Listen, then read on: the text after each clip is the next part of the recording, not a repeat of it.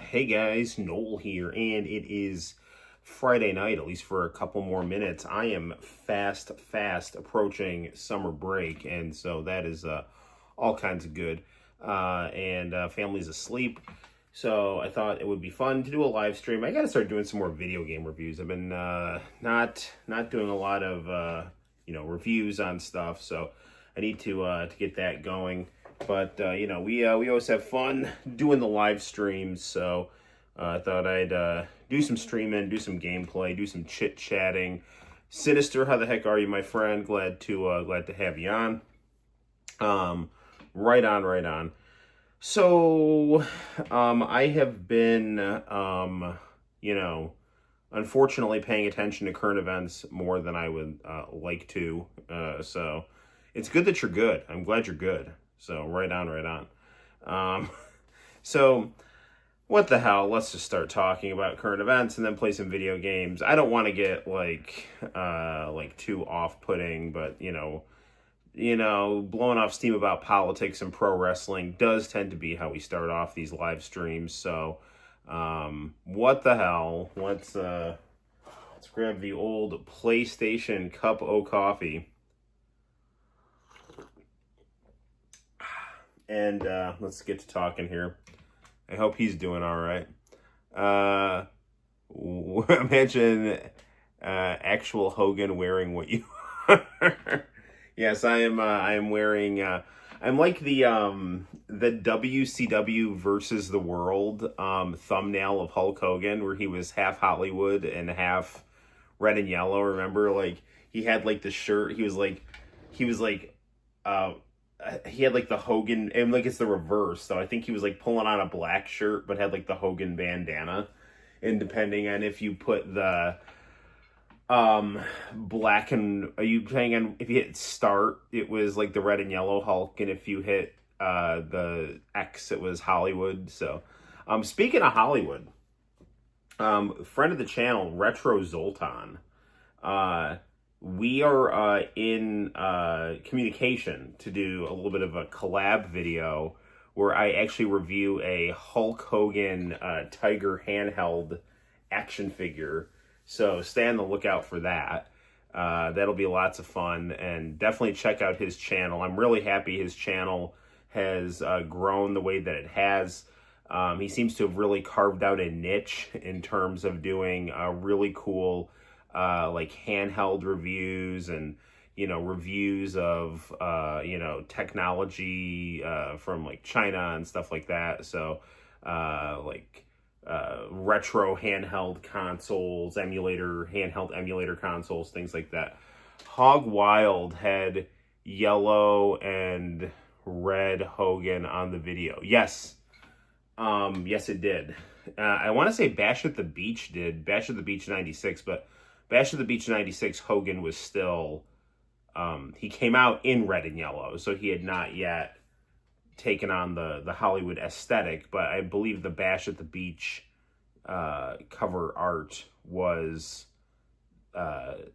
like just kind of presented as Hulk as a good guy, which I guess makes sense because spoilers, he came out as a good guy and then turned bad.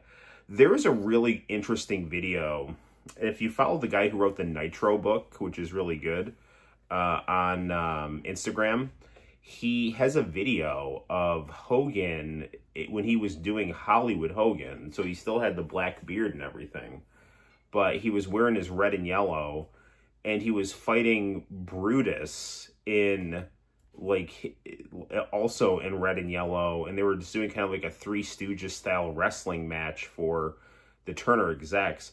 And Hulk looked really cool because he had the red and yellow outfit, but he had the Hollywood beard.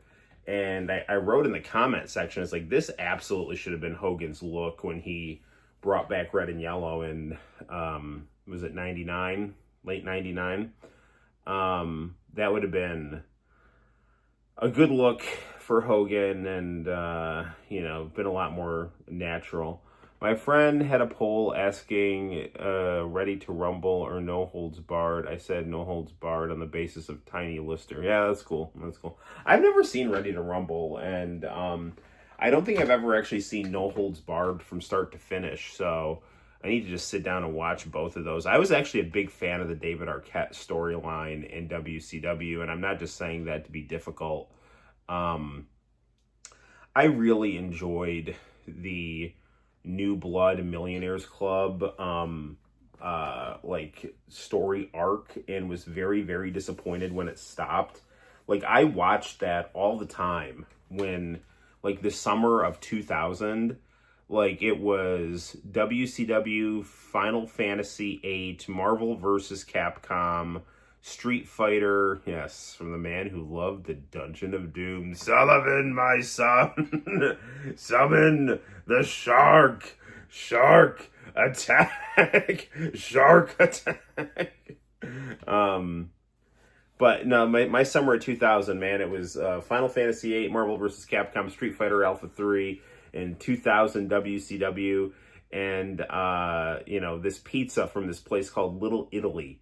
And I used to get like a white ricotta cheese pizza, and I'd invite my friend over and we'd hang out in the backyard and just shoot the shit about video games and the Millionaires Club and how much cooler they were than the New Blood, and it was a really good time, man. So I actually have been listening to Vince Russo's YouTube videos they're not from Vince Russo, but they're somebody recorded WCW live.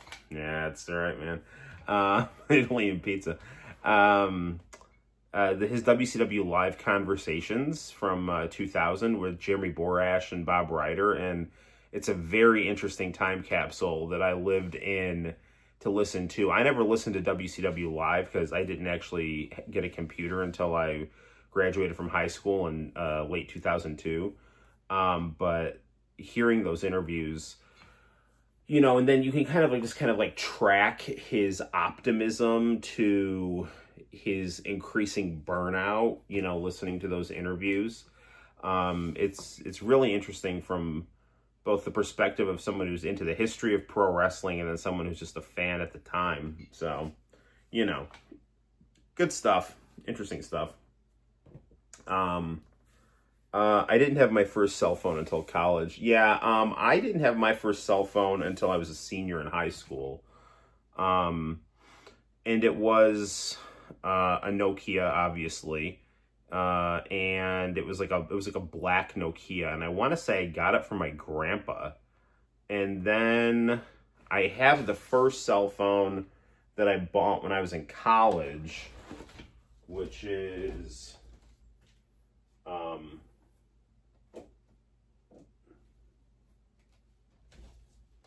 this right here. It was this Nokia, and I can't find a charger that works for it.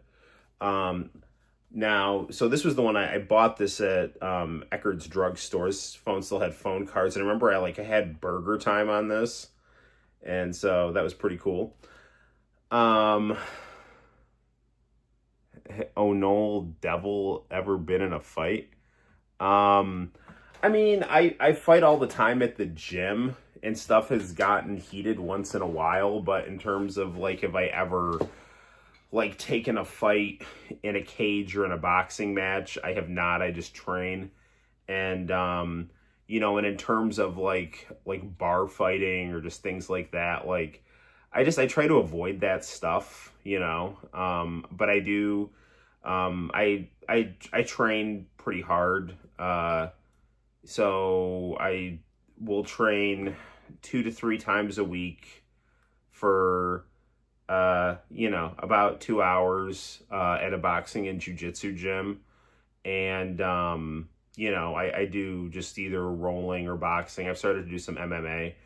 But, I mean, peekaboo boxing is my favorite type of combat sport. But I did just get a purple belt in jiu-jitsu, although I think a lot of that was because of the time I had put in, and because I think I roll pretty well, more than me knowing a lot of technical holds. So it's I feel like I can more or less hold my own rolling, and getting submissions and surviving and just kind of understanding how balance and weight works. But I haven't, But I mean, it's all just like happening at the gym, I don't, and I'll go to my friends' fights and things like that sometimes. And I mean, I'm definitely part of the crew, and I try to train hard and train regularly, and I take it seriously. It's not just like for fitness or something like that. I mean, it's an art form, and it's a part of who I am, and it's a part of expanding, a new dimension to who you are, and it's a beautiful thing to learn how to do, and it's potentially a dangerous thing to know how to do, but it's a part of who you are once you unlock it, and and you learn how to be disciplined and dedicated to it, and learn the value of it and the importance of it. And so that's just how I sometimes, like, if somebody, like, say, okay, we'll be boxing at like 20%, and then all of a sudden someone starts throwing really heavy shots, and it's like, all right, I guess we're doing this, and so now all of a sudden we're throwing at a much harder rate. Like, I've been hit by big people with a lot of force, and learning how to manage that and come back with your own stuff is definitely, something that has happened to me. And I obviously, like, when you're training, you don't want to hurt anybody, it's like, but sometimes stuff just happens, so you learn how to be tough and just kind of roll with things, and learn how to manage just scenarios that would make most people panic, learning how to keep your cool and stuff like that. On the topic of cell phones, and I think I've showed you guys this, I actually got a Metz Motorola Razr, which is pretty cool. So I got this actually earlier this year at Cortland Reuse. I never actually had a Motorola Razr. I had like the Virgin Mobile knockoff of a Razr that looked like a candy bar. So, right on. Yeah, no, I have arguments. I guess let's start talking about politics here. And I want to preface what I'm saying that I did a local history on Cortland, New York's Jewish community. I was at the synagogue a lot. I have Jewish friends. I support the state of Israel's right to exist. I support the state of Israel's right to defend itself. I do not support the state of Israel's right to commit genocide and commit wars of aggression. And the more it does that, the weaker it will be, because it will find short-term gain and long-term disaster. And so, hey, Noel, have you ever heard of this computer software called EveBot? I have not. I grew up talking about the 2000s, right? So I was a senior in high school when 9/11 happened, and the war on terror was a really interesting thing to observe happen in real time, because if you grew up in the 90s, it was like everyone was like super cynical. It was like South Park and Howard Stern and Jerry Springer, and there was just a lot of like dissatisfaction with the system.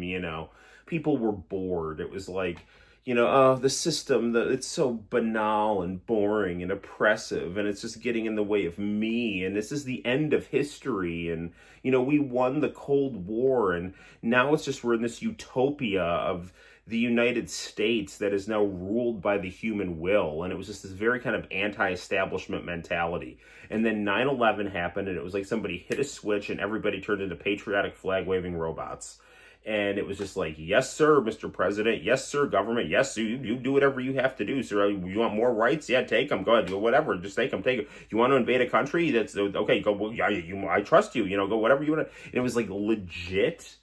People like just turned off their critical brain and became scared and unthinkingly obedient to the Bush administration, which was filled with a bunch of people that adhered to neoconservative ideology, which is the idea that after the Soviet Union fell, it was the United States' opportunity to take out any country that was not aligned with us, that was sympathetic to the Soviet Union, that was hostile to our proxies in the Middle East.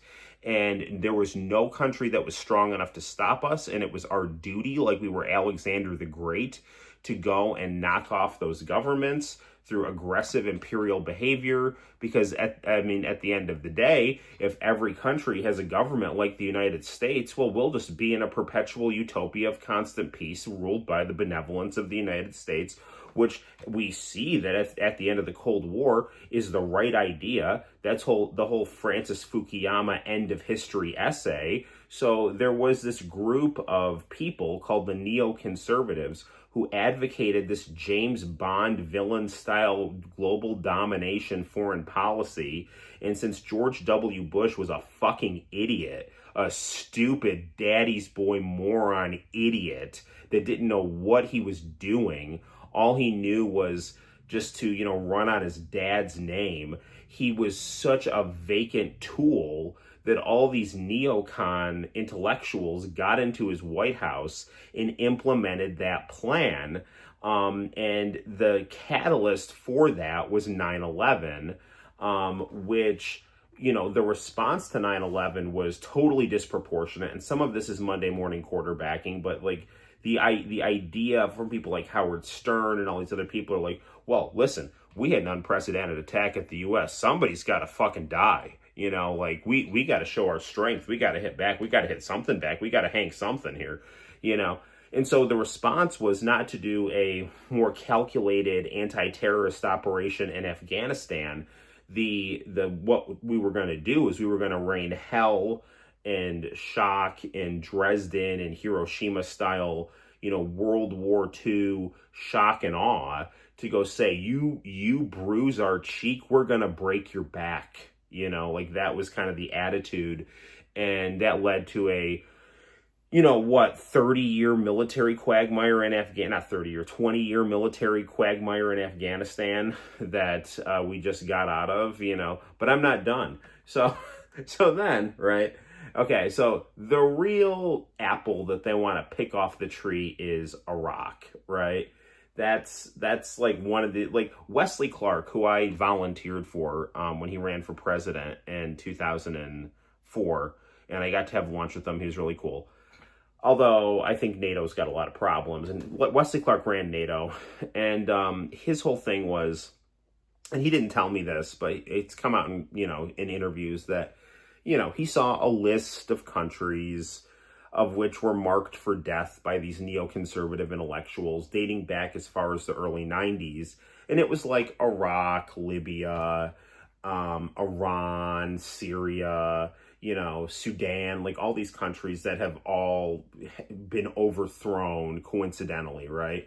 And, Iraq was a big oil-rich country, and these neocons had this domino theory that if you just knock off Iraq, you'll create a domino effect throughout the region. And Benjamin Netanyahu is there testifying before Congress saying to do this.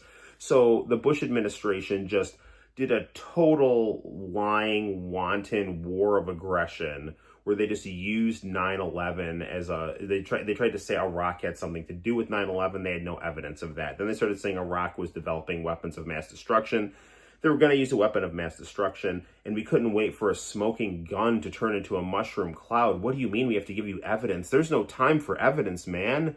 There's going to be a mushroom cloud, and you're here looking for due process, and and then they get Colin Powell to go to the UN with these bullshit charts that mean nothing and just ramble, right? And so the Bush administration was able to use the kind of vacant obedience of the American people, and when a country gets attacked, its leadership often becomes much stronger. So they were able to use all that political capital and naivete of the American people and utopian imperial bloodlust to wage a war in Iraq that turned into a bloody disaster that probably killed around 1 million people. I know the estimates have knocked around, but in the neighborhood of 1 million people died as a result of that war, right? And that really pissed me off at the time. And I knew it was bullshit when it happened. And I'm not trying to like pat myself on the back. I got in arguments with my mom. You know, like I knew it was bullshit. That even the arguments they were making about going to war in Iraq made no sense. My thing at the time was, well, why don't you just try to finish the war in Afghanistan if like Afghanistan is so easy to knock off? It's like, it's clear Iraq does not have a weapon. You're going to be splitting your focus. If Afghanistan is the place that attacked us, which was way more complicated than that. They were just harboring the terrorists that attacked us. The terrorists that actually attacked us were coming out of Saudi Arabia, which was our proxy in the region. That was our, you know, giving us all this oil, so we couldn't fight with them. We just had to go bomb the hell out of Afghanistan to make a point. But the point is like, it didn't make any sense. Like, these guys were not presenting any evidence that Iraq had actual weapons of mass destruction. And then like the excuses started. Okay, well now we're spreading democracy and it's our duty to spread democracy. George W. Bush's daddy he tried to kill my daddy, and now I'm going to go get revenge for my father. You know, like just this insanity, these just stupid moving targets that made no sense. And cable news and both Democrats and Republicans were just blindly supporting this. And it was like this kind of sick voyeurism. When the war first started and it looked like it was going well, people were like watching it like it was like the Battle of Bull Run, except they were safe. They weren't over there where the battle could spill over to them. They were just watching it on their TV like, oh, hey, did you see the war tonight? Like, I heard my mom's friends talking like that.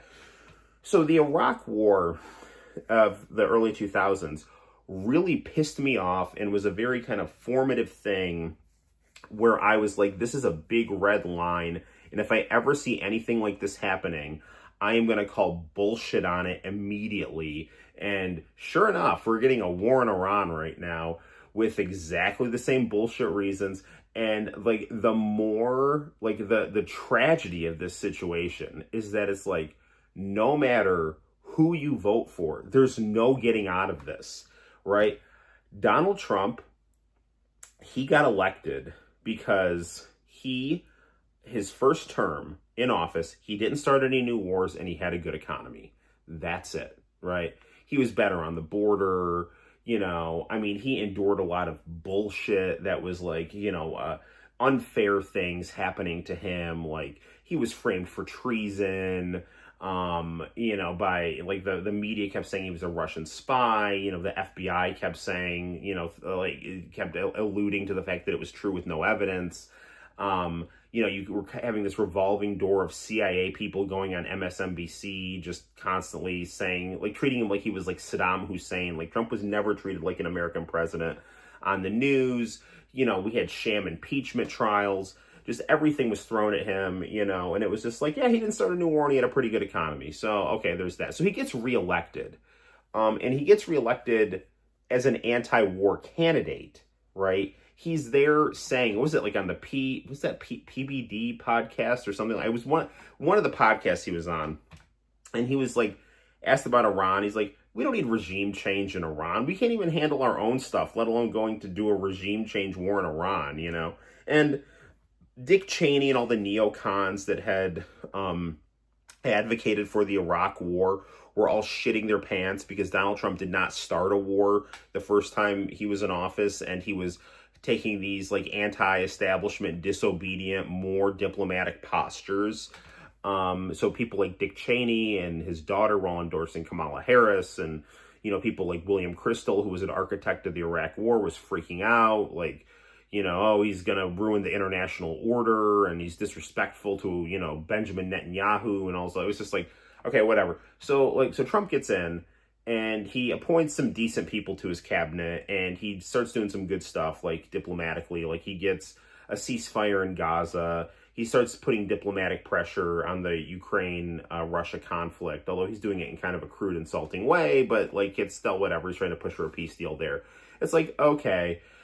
Then his domestic agenda is a mixed bag. You know, the tariffs could go one of two ways. It's like there's good intentions, but potentially careless consequences. Yes, White Tiger's happy she doesn't vote. Yeah, good on you.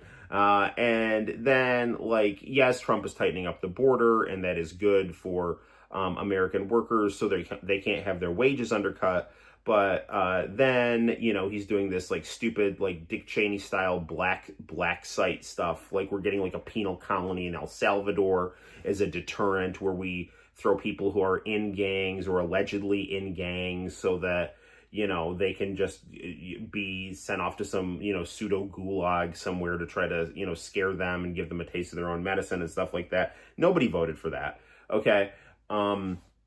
So it's like, okay, so things are plodding along. It's a mixed bag.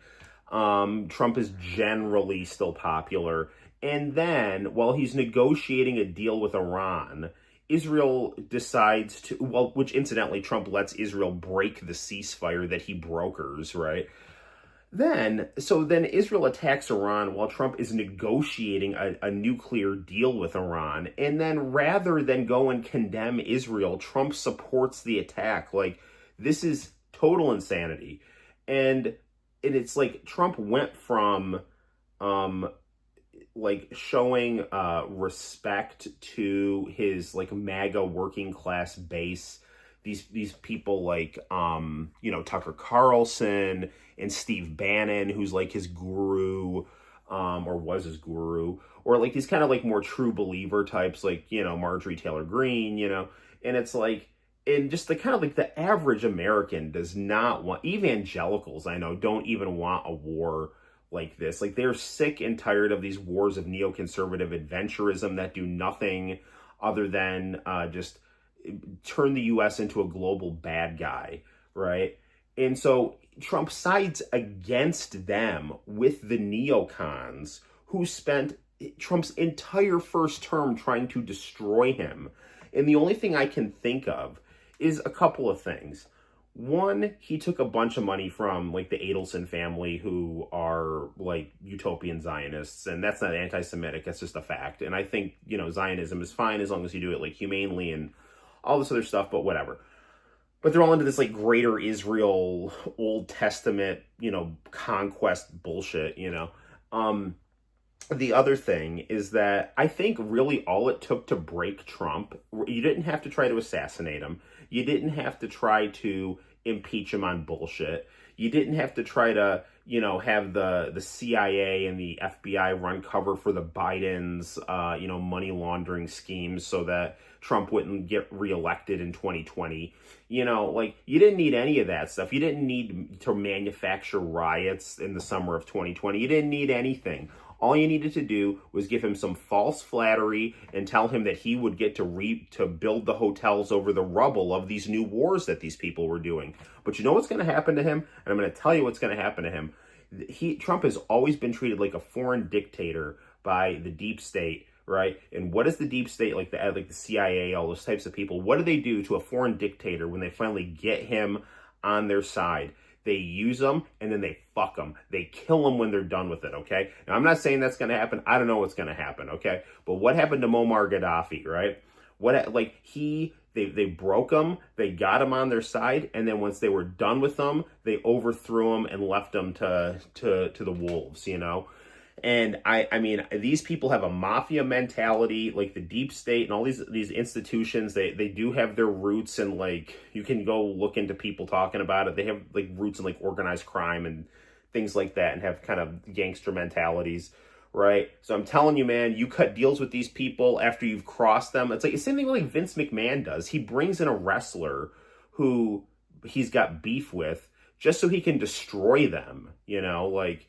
That's what, like, he'll bring him in and then humiliate him, like Terry Taylor or something like that, right?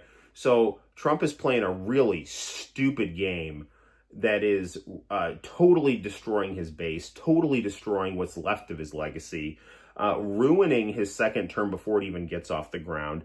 And, I mean, if this is all some kind of elaborate negotiating tactic that might work out through, like, the miracle of people, like, just being sane, fine, whatever. But like, it is just mind-boggling how bad he is fucked up at the expense of his base, and just turning on everything that he's run on to go throw his lot in with people who have spent Trump's entire political career trying to undercut and destroy him. So And that's just not even to mention the just the total illegality of a war of aggression based on utter bullshit. Like Iran might use a nuclear weapon they don't have. What does that even mean? Like, like, you know, let's even say Iran does get a nuclear weapon, which I don't think anybody should have, right?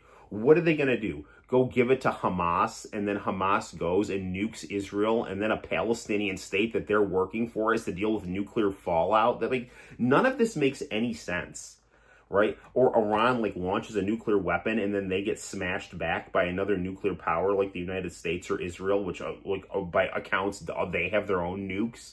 Like, what? None of this makes any sense, other than they just want Iran off the chessboard, and they're acting like unhinged James Bond villains. And Trump has, not surprisingly, but absurdly turned on the best people to go with, like, the worst people who will inevitably turn on him because they actually hate him. So there's all of that. And to make it even worse, Tulsi Gabbard, who was one of the more principled voices in the Trump administration, who said, you know, a couple of weeks ago that just before any of this started, it just caught a lot of people off guard, that Iran was no closer to having a nuclear weapon. And then she uploaded a video about talking about the dangers of nuclear war and, you know, and the dangers of provoking war.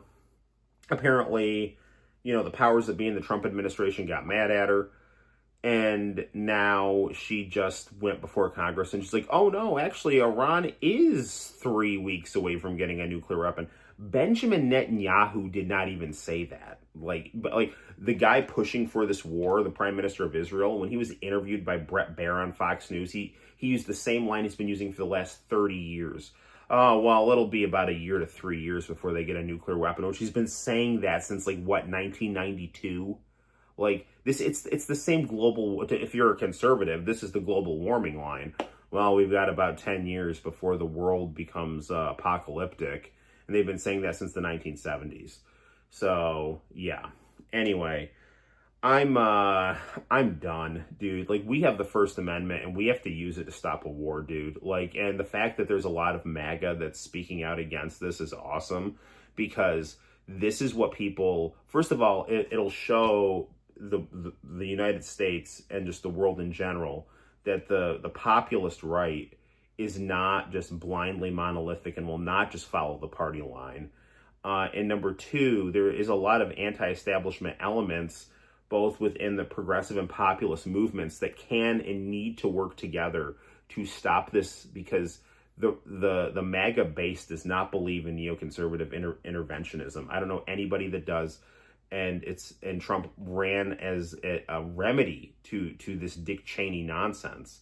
You know, when he went and when Liz Cheney was criticizing Trump for being too isolationist or whatever, his response to her was, well, you want a war so badly, why don't you go fight this war? You know, it's like, yeah, you got to try to argue with that. You know what's going to be hilarious, God forbid, is if a war does start, what is Barron Trump going to be doing? Like, I'm serious. Like, your son who got you elected president, your son who told you to go on all those podcasts and just be a dude with dudes that got you elected, you know, what is he going to go serve in this war? Probably not. So you're going to go make everybody hate your son because you're coddling him from a needless bloodlust that you're creating. But, or what? He goes and fights in a war and dies for no good reason? Dude, like, this is your flesh and blood, man. Like, people like Barron are going to end up dying for no good reason because you're too much of a pussy to stand up to Netanyahu. I've never seen Trump cower to another political leader like this. It's insane. He will get there and ball bust Zelensky. He will get there and, I mean, he'll treat Putin with some respect because I think he sees Putin as like a fellow real estate thug. But like, he'll even call Putin on his bullshit on occasion. He will do nothing other than give Netanyahu everything he wants, and it's never enough. And so one of two things either happened here. Israel either sabotaged the Iran negotiations on purpose so the United States would be dragged into a conflict with them rather before we could get a deal with them, or Trump collaborated with them and the whole negotiations were just bullshit to lure Iran into a Pearl Harbor style attack. Either way, Trump looks like an idiot and evil and stupid because he's either cucked to Netanyahu, who betrayed him, or he's just proven himself to be such a bad faith actor that now nobody's going to take him seriously diplomatically anymore. The only way this could ever possibly work is if this is some kind of insane gambit that is just designed to show Iran that he's insane and that maybe we need to just make a deal with this guy to avoid a catastrophe. That is the only way this could ever possibly work, and that Trump could ever possibly shut up his critics. But he has blown so much of his credibility, and he just is coming off as just these idiot lunatics, like Mark Levin and like these people that think that there's some kind of apocalyptic messianic force with the way Israel behaves. Like, I was listening to Dave Smith. He's like, this would be if I named my son Jesus Christ and then just let him do whatever he wanted to do because his name was Jesus Christ. I mean, that's literally the level of insanity that a guy who ran as an anti-war candidate with a real grassroots rainbow coalition of good, salt of the earth people. He stabbed those people in the back to go with people that will turn on him and have done nothing but attack and criticize him. So, I don't know, man. I had to just get that off my chest. I've been so pissed about all of this. And I know I probably just turned off a bunch of people, but, and this is bad for Israel, man. Like, it's going to turn a lot of people against Israel, and Israel as a project, as a nation state. Man, you do not want this on your resume, dude. So, I don't know, man. There's that. So, okay, White Tiger, I'm happy I don't vote. I'm glad I'm in the no party. White Tiger's got to get off and go to bed. I just got here. What's this about? Bullshit this time, no? Yeah, all right. So anyway, let's play some fighting games. Yeah, so one more thing. I also, I got a computer for $25 at Cortland Reuse, and it was working great. And I actually was watching my music station DVDs on them. And now all of a sudden the computer stopped working. So I'm taking it to a friend to see what's happening. I am okay, but like, I'm just annoyed. I am just annoyed. Hearing all of this makes me wonder if there was ever really a point where politics wasn't just for all the folks at the top to benefit each other while being two-faced. I honestly don't know. I mean, it really did look like democracy worked this time, because it really did, like, and it's your channel, you're free to say what you want, feel the need. Yeah, man, I know. It's just like, this is a red line, dude. Like, I feel like a lot of this other stuff, like, the Democrats weaponizing the legal system against Trump trying to, push the boundaries of the executive to attack the people that attacked him or get stuff done or whatever. It's like, all of that to me, it's just like, that's just the elite playing palace games with each other to try to one-up each other, And like domestic policy, it's like, yeah, I mean, who wants more spending in this area or wants to cut spending in that area? I think a lot of that stuff will wash out with economic cycles and, and just things like that. But like, this is like, war is where, like, that's where I draw the line, man. Like, and I think it's really, really good that a lot of people on the right, a lot of Trump's base, most of Trump's base, the rank and file of Trump's base, they're not for this. I mean, I like, even evangelicals who are pro-Israel and view Israel as being like kind of Old Testament destined for greatness, like, I think they're even kind of like, something feels wrong about this, So, yeah, man. I don't know, dude. Well, Arrow, you wanted Y2K nostalgia. This is exactly what happened with Iraq. So, You've got it, man. You've got the good, the bad, and the ugly of Y2K. This is not the kind of Y2K nostalgia I wanted. I wanted my international channel tapes, and now that's what I call Music 2003. That's what I wanted. I wanted to, you know, hop on AOL Instant Messenger and go to my MySpace page. That's the kind of Y2K nostalgia I wanted. Not a neoconservative, a war of utopian aggression. So, on a pipe dream. So, anyway, yeah, it's been 40 minutes. Let's play some games. It's like 12:30.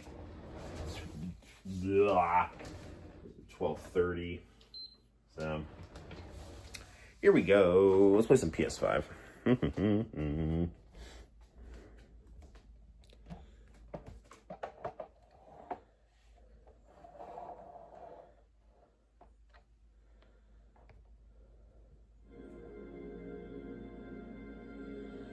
Okay.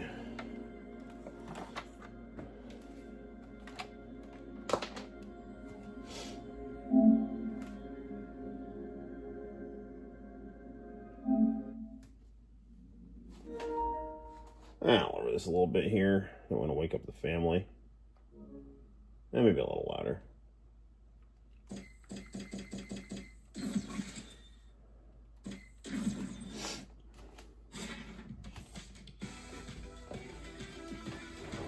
All right. Okay. What do we got here? I haven't lived. I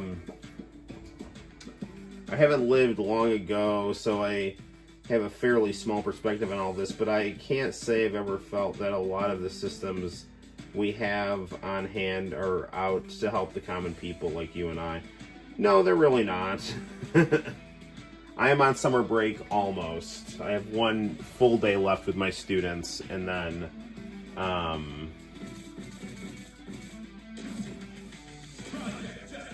I have one full day left with my students, and then I have 2 half days. Let's play some Project Justice here. 1年前、今和の兵が全国の高校を襲撃した事件は無事解決し、生徒たちは今では何事もなかった。Hearing you talk about all this stuff is not so much a surprise, but it does leave a strong lingering feeling of disappointment knowing that even well before I was born, this stuff was still happening. Yeah, well, that's what you learn when you study history, dude. History's about continuity and change over time. And this is definitely a continuity right here. There is only so much we can do, and one of the things we can do is speak up, because there's nothing holding us back, dude. Like, we have the Constitution, man. There's people that speak up where there is no free speech protecting them, right? So if anything crazy was to happen, we have legal protection, you know, so, you know, and we have voting power, so it's the job of American citizens to say, fuck this shit when it gets too ridiculous. Now, I mean, I do think the most dangerous set of standards to live by are your own, so I have like no patience for people that like say one thing and then do what they criticize once they get power to the people that they're against. So, you know, and it is also important to have like perspective on things, but like this is legit. I see no other way other than this is just the Iraq war on repeat, outside of this being some kind of psychotic gambit by Trump to try to get a deal with Iran to show that we're serious or something like that. But I mean, that's the only way. I mean, if we can just keep this contained and get it over before it's just kind of de-escalate this ASAP, you know, like that will be good, you know. So, and it's not too late, you know. Stuff could happen, and it's, you know, it's not too late to turn back. It's not like Evil Ryu where he's like, it's too late to turn back now, you know. My final happened on Wednesday. No, my final happened on Tuesday, I'm sorry.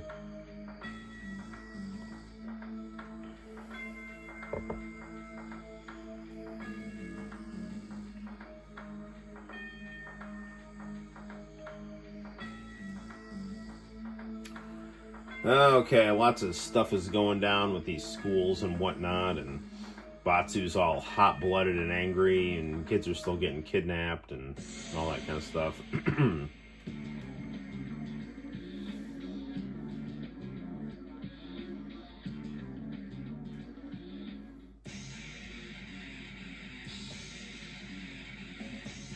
Who the heck are you, and how do you know our names? Oh no, it's Wild Daigo.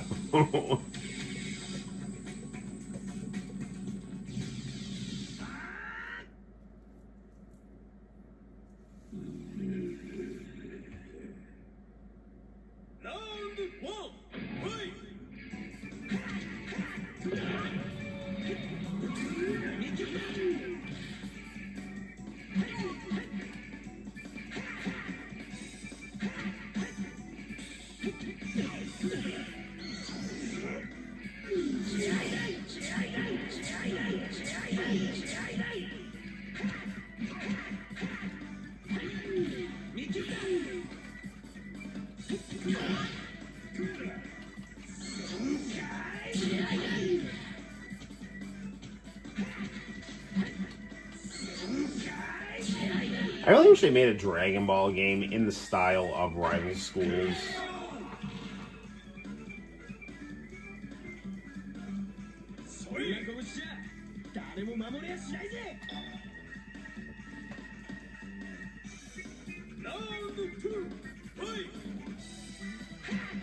You never know what happens when people will snap.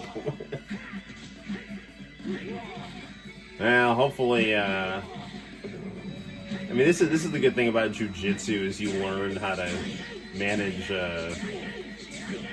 what to do when you want to snap, you know.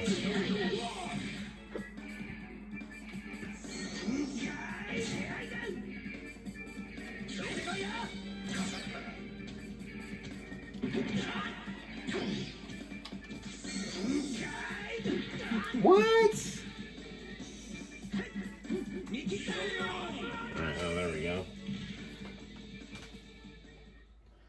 Collectively, I think the common person can definitely have a lot of leverage, but I don't know if I'd say a large amount of people can weaponize and mobilize, especially the youth.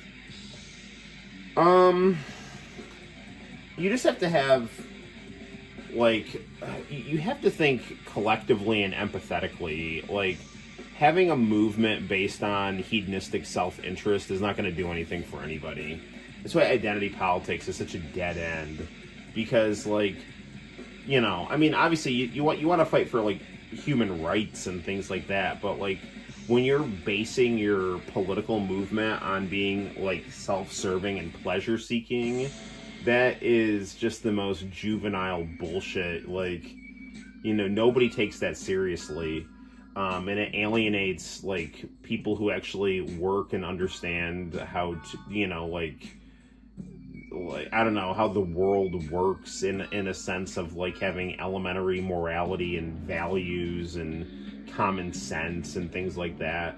I mean, I think one of the reasons identity politics is pushed so much is so that it will fracture people from organizing with each other, because you'll just get a chunk of people who are just, like, obsessed with, like, gender and things like that, and then other people, you know, they just get people fighting about, like, values-oriented things that are, like, more personal things, and you get people to focus on their differences rather than what they have in common. And the way that you organize is, what do we have in common? Let's achieve that goal, and then we can work out this other stuff some other time, you know? So, you know, that's why when the Tea Party and Occupy Wall Street were happening, you started to see all these spikes in newspapers about, like, racial conflict and things like that, you know?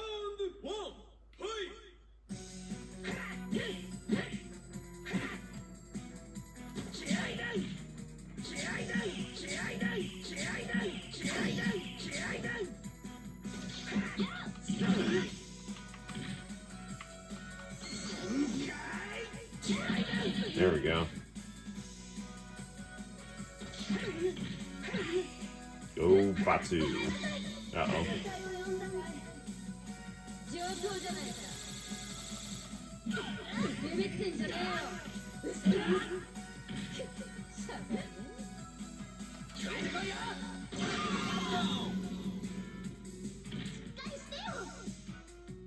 Oh, thank you, Hinata.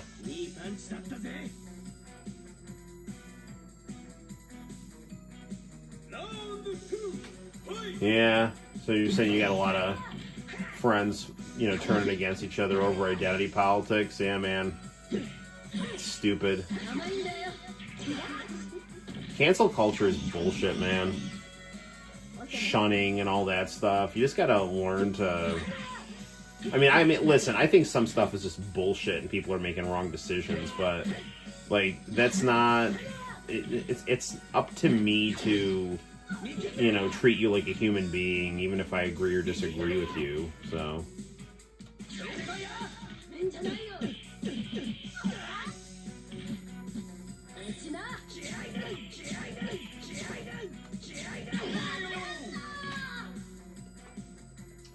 People that got along 10 years ago are now looking at each other with so much vitriol in their eyes. That's really sad.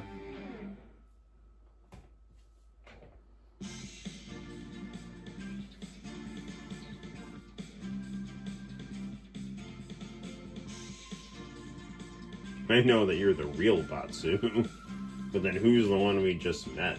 Oh no, there's a fake Batsu.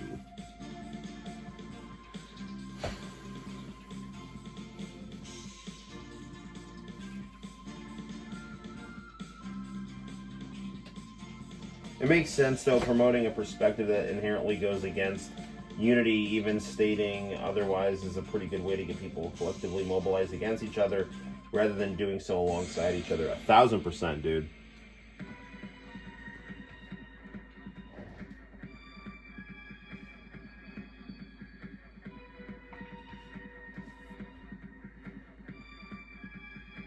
You know, and I mean, another thing, too, is that, like... a lot of this identity politics stuff, like, in the media, like, it's design, like, things like equity, like, it's, you know, theoretically, it's like, oh, well, it's just designed to give certain people some extra help. It's like, yeah, okay, that's fine, but if you're giving certain people extra help by excluding other people, you know, or you're making other people, like, say one group is disadvantaged, so it's like, okay, well, now I have to disadvantage other groups that don't happen to be disadvantaged in the name of equality so that everyone suffers equally. Like, this is the kind of bullshit that, like, divides people. You know, it's like, oh, well, you know, people didn't see enough minorities on TV, so now there can be no white people on commercials, you know, like... stuff like that is just going to turn people off and divide people. But when I was growing up, it was like everybody like watched stuff with African Americans and loved rap music and black athletes and stuff like that. And it was just because it was cool. It wasn't it wasn't shown in like a exclusive, you know, way or anything like that, you know, like, I mean, there was kind of like biased in rap music, like, oh, this is like our stuff, you know, like, so like guys like Vanilla Ice would have a harder time, but I mean, it was, you know, sold to a mass broad audience, you know, and like everybody I know, like, they wanted to watch like the Fresh Prince and Martin and, you know, stuff like that, so...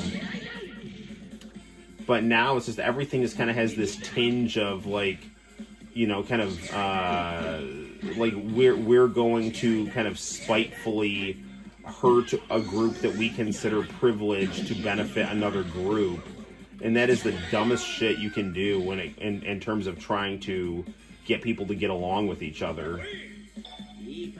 Like, well, it's not enough to give people equal rights. We have to give certain groups privilege and other groups be punished. And who's going to decide who gets punished? Why, me, of course. You know, like, it's just total idiocy.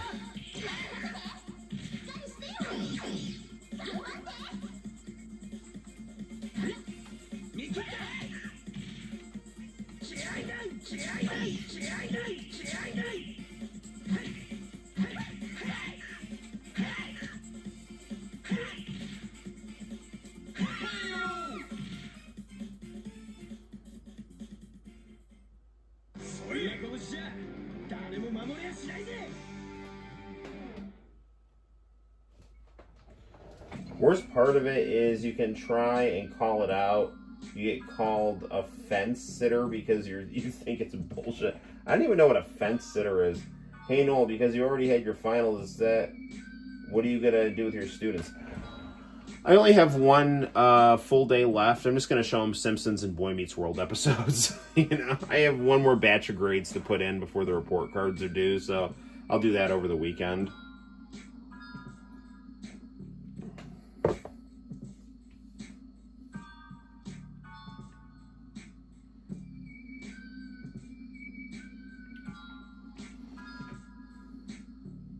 Oh no, not another fake bot.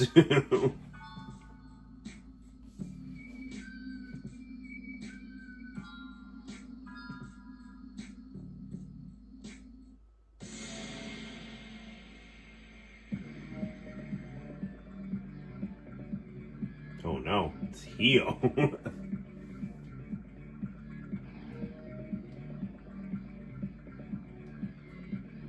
He's turned evil again.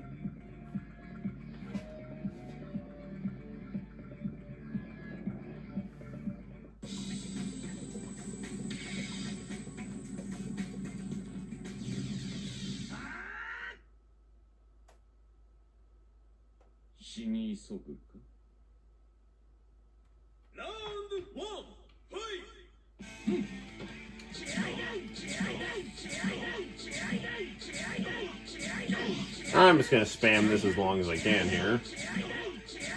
Stay away from his Sephiroth sword. I always thought he was like a cross between Zex from Gundam and Sephiroth, so...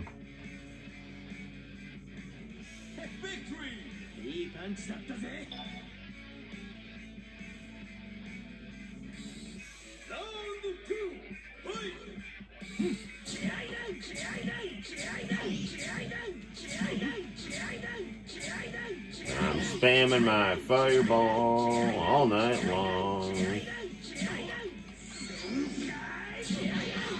There we go.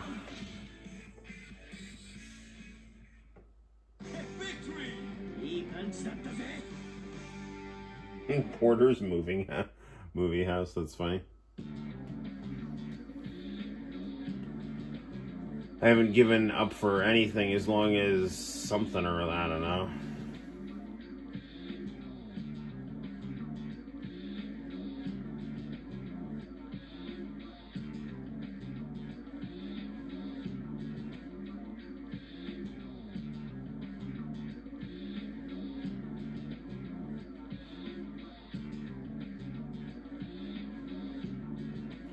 Nissan.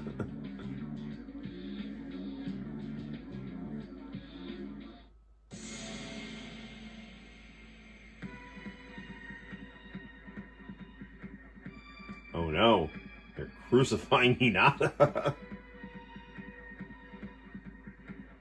And the wind is blowing up her skirt. That's a shame. They're gonna have to get up close and make sure she's okay. Oh no, it's the evil alt Batsu.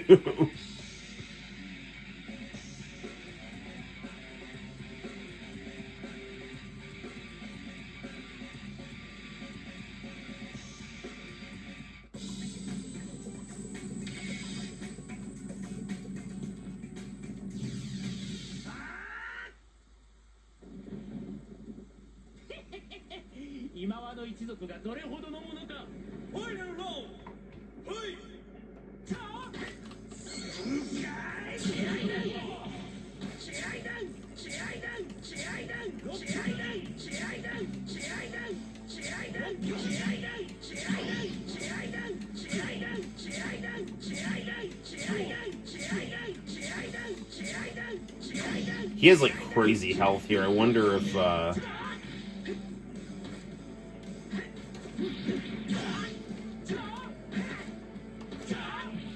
come I can't do my super move here?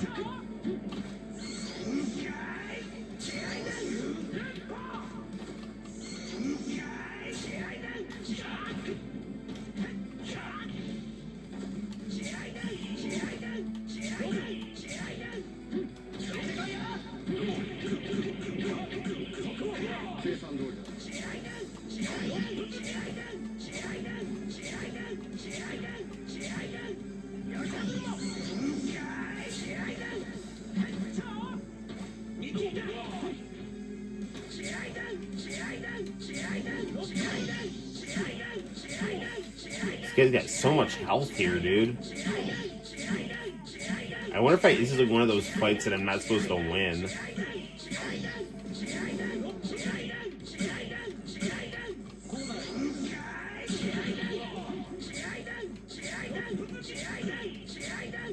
I want to see if I can do it, though.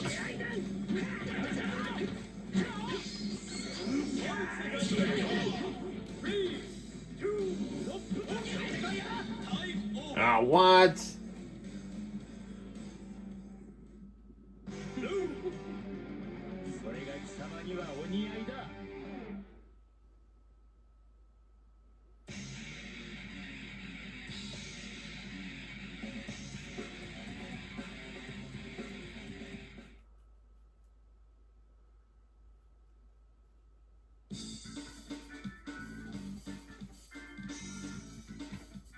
Oh no, it's Roy.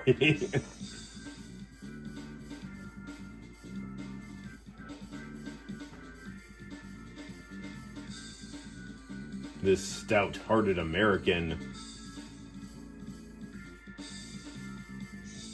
And, Tiffany. All right.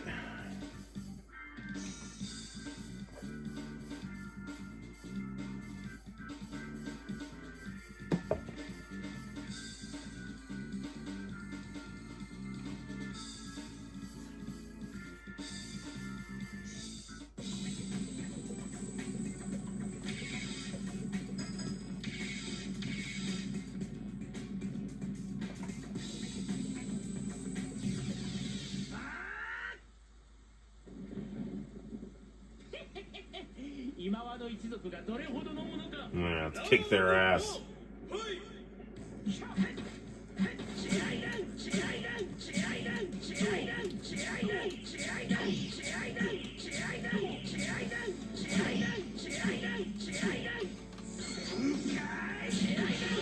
There we go.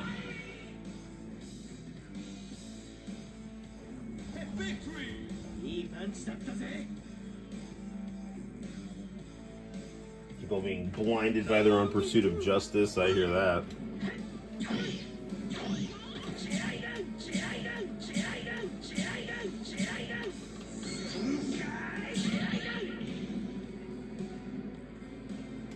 Almost going down. Ah.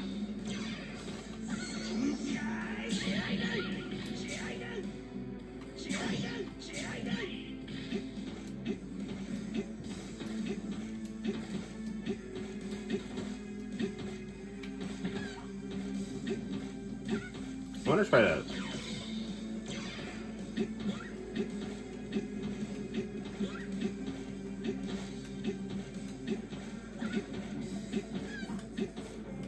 See if I can get her in a.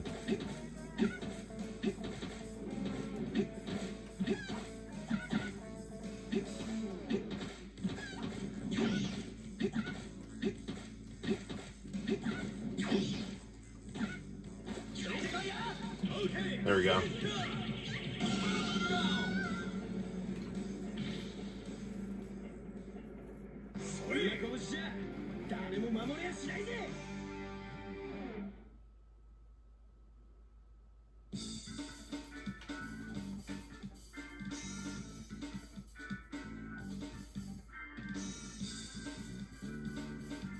Thanks for coming in, Roy.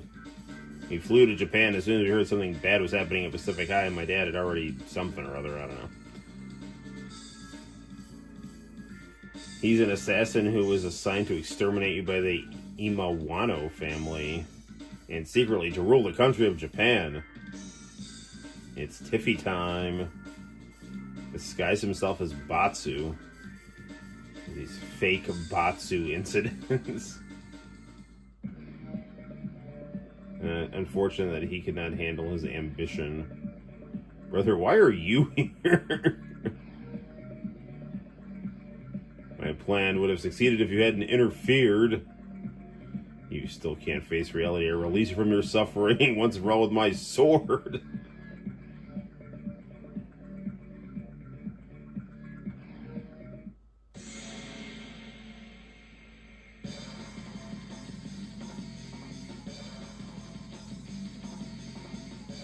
I can't see anything. Brother, what's wrong? No, it's Kuro. Hio's gone too far. Not really. I don't know why he did this, but I can't let him escape. We must go after him. This way. Brother, do you know who I am?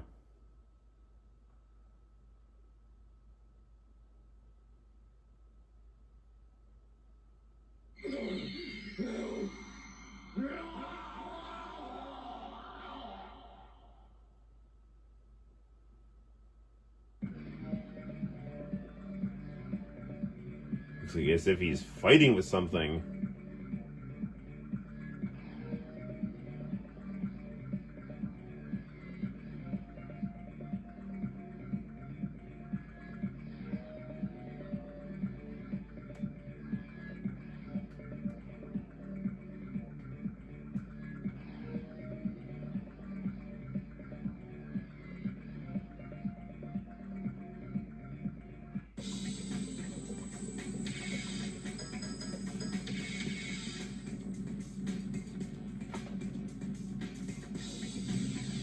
Demon Hio.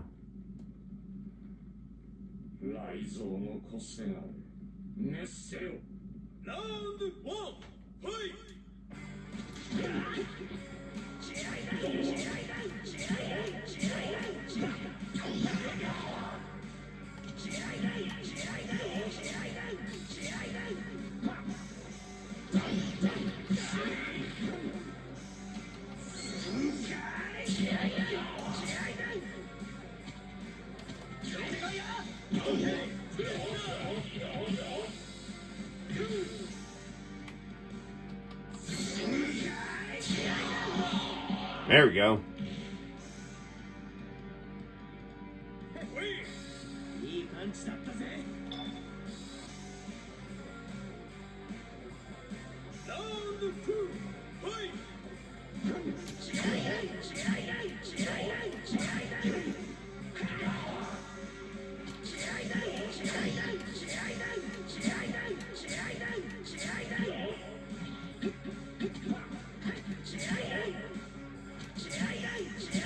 If I can finish him with a team-up attack here.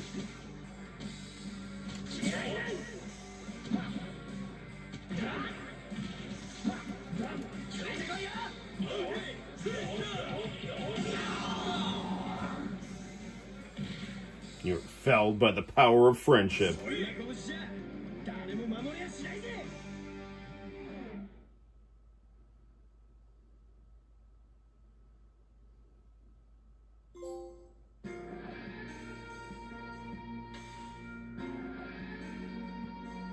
Hang on, brother. Don't give up.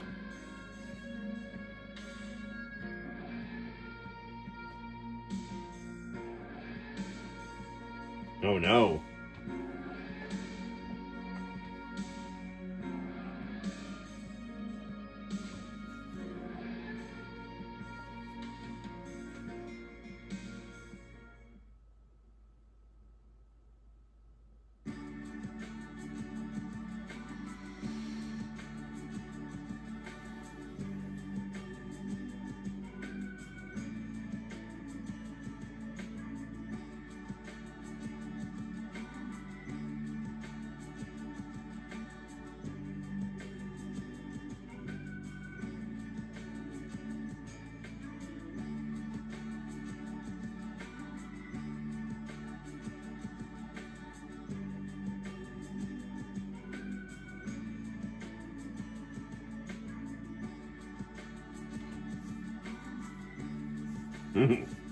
Wherever you are, Kyosuke, I'll be waiting for you.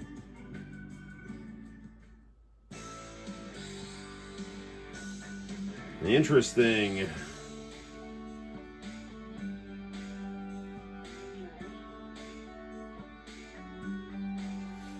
ever beaten this game that's not on a glitchy Dreamcast disc, so that's cool.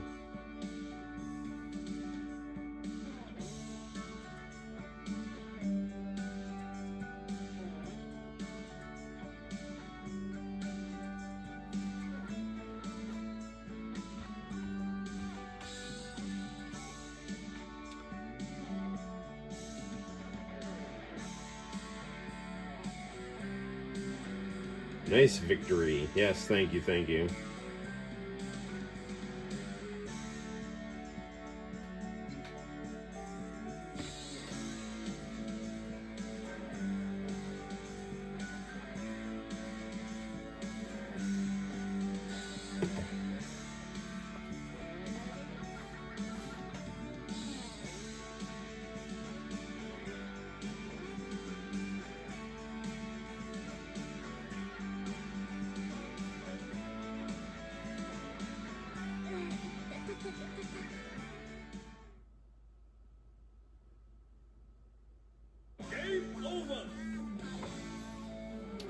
All right, good times.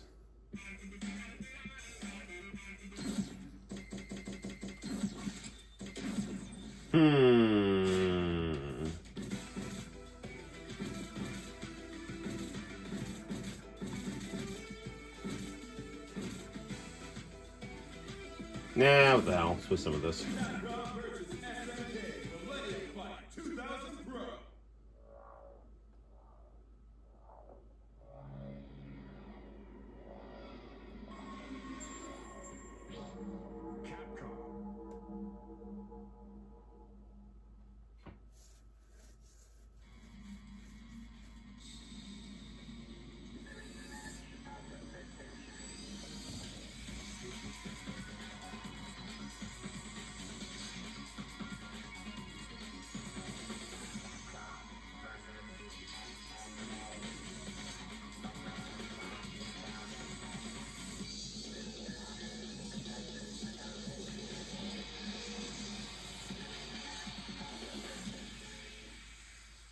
Capcom versus SNK. Which groove do you like?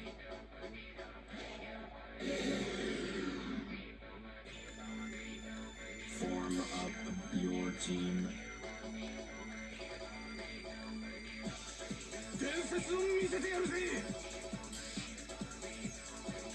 Go, Sanba!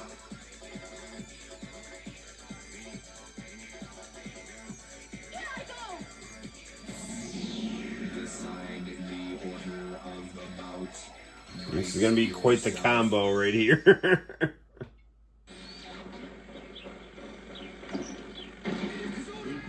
Round one, fight.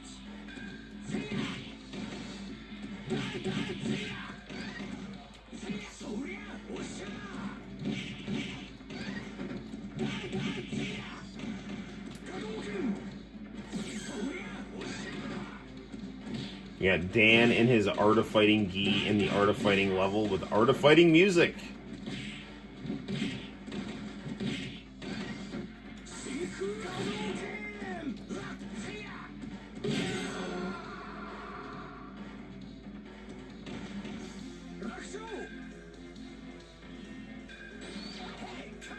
Round two, fight.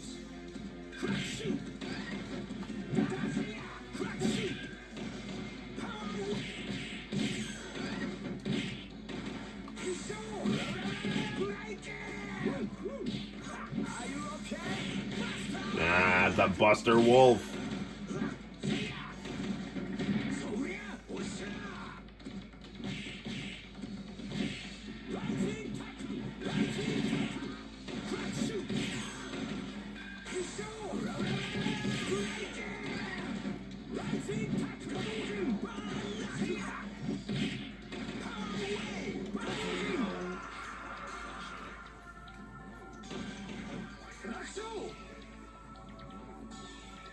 Good going, Dan.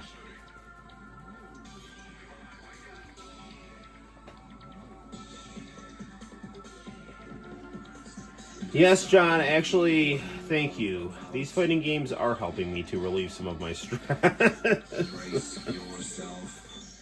I didn't train today because I was with my family all day, and I think what I'd like to try to do is, you know, do hard training twice a week in the gym, and then just do some lighter training at home the other days of the week, because I've been, you know, I work out every day at the high school too, but, you know, try to do some like willy bag drills and just get some cardio in, you know. Just want to give my body some time to rest, but I want to keep some my training with my friends and stuff like that going too. People are finally starting to show up at the gym again, you know. Final fight level. Round 2, fight.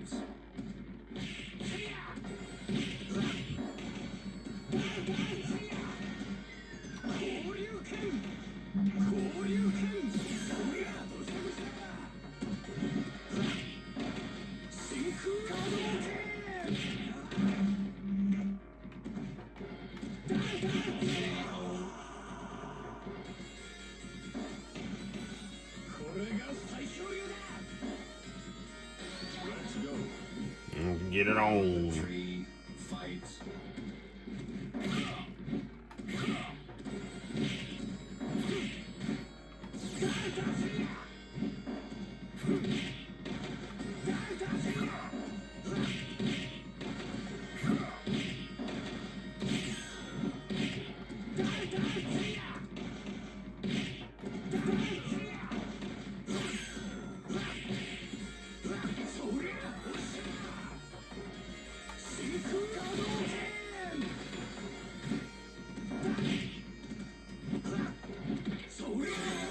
There we go.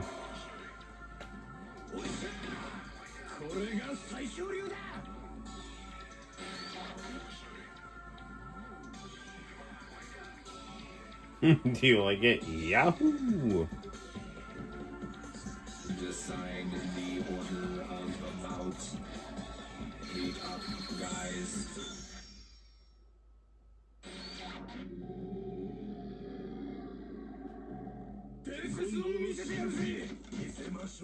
Round 1, fight.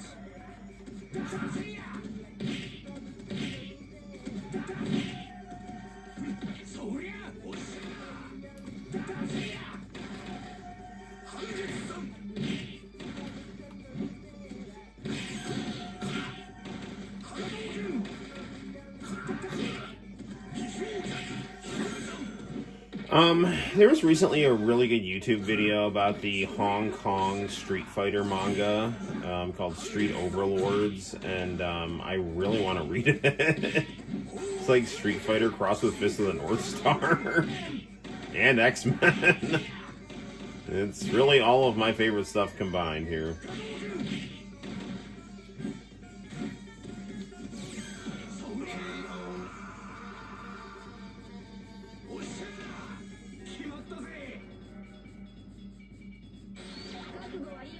Round 2, fight.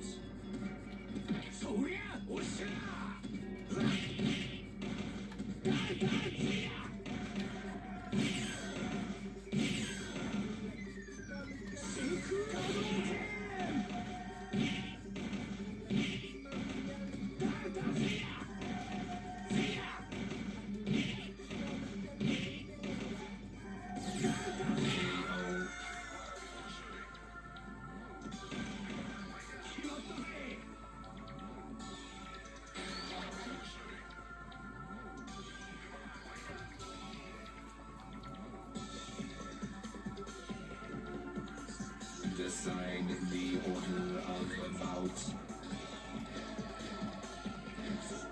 Heat up, guys.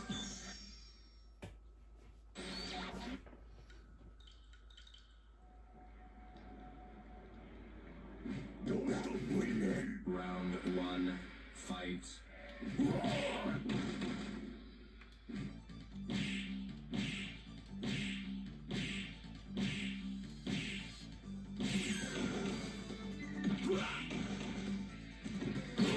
There we go. Some of my boxing skills here. I'm Chomp. Yeah, that's right. Round 2, fight.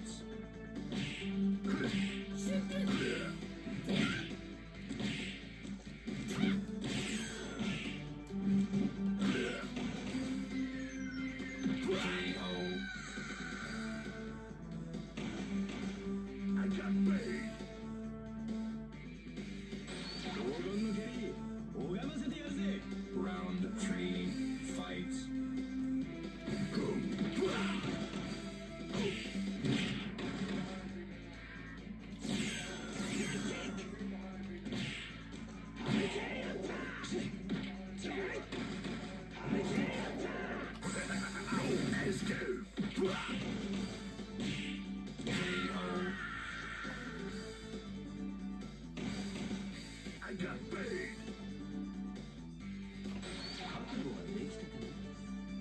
Round And to 4, fight Polnareff here. Silver Chariotto.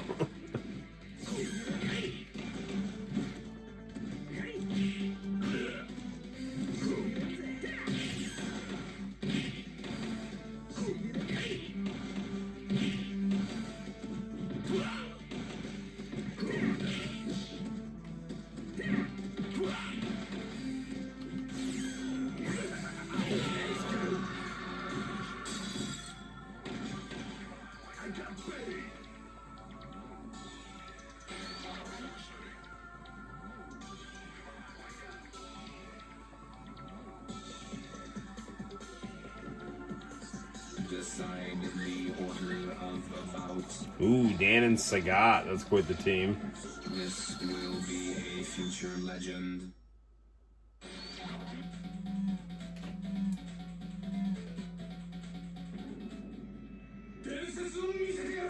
Round 1, fight.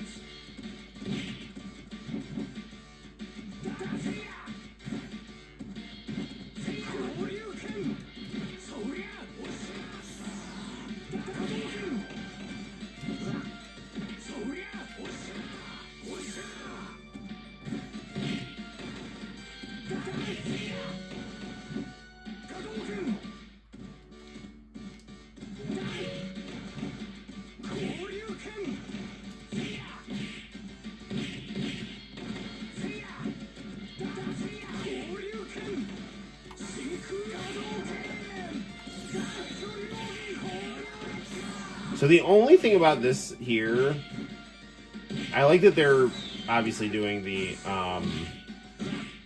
Street Fighter music here, but in the PlayStation version of this, they actually had a medley. Oh, no, he got me.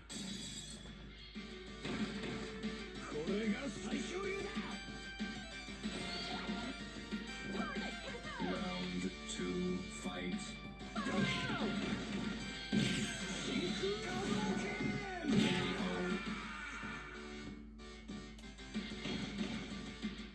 Yeah, there it is. Round 3, fight.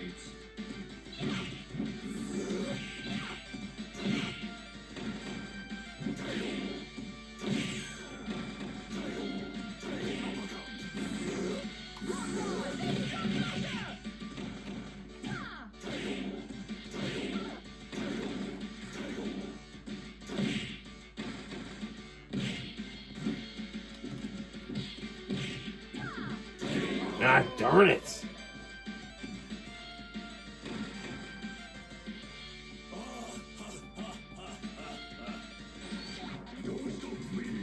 All right, boxing versus kickboxing.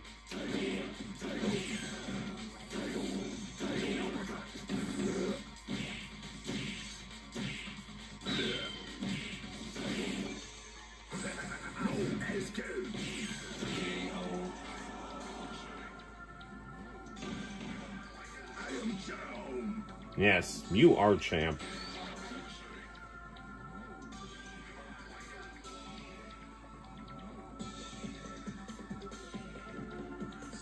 Decide the order of the bout. Show me your best. Man, I love this level. escape from death.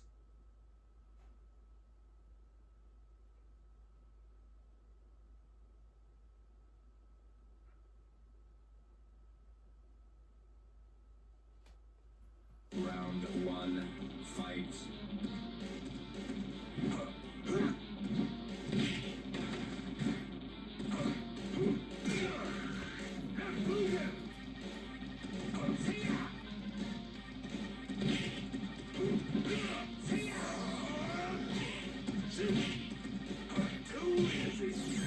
Too easy.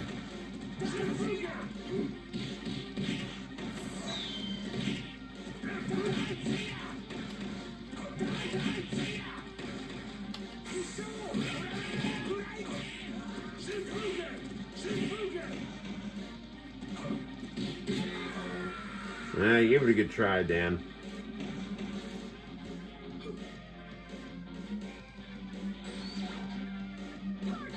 Round 2, fight.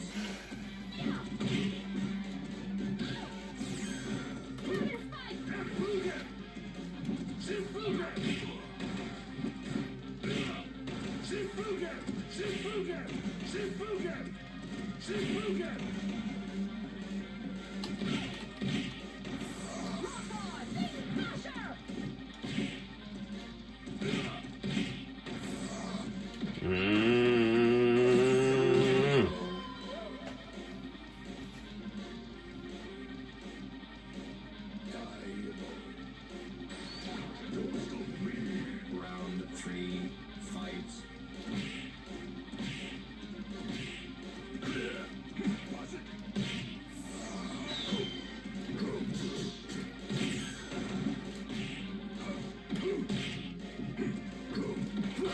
There we go.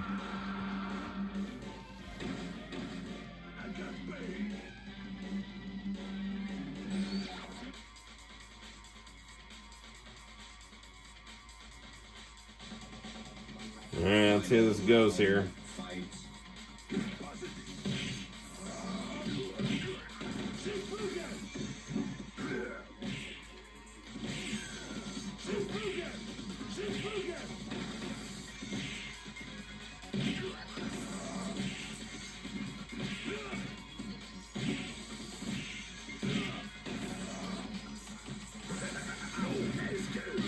Ah!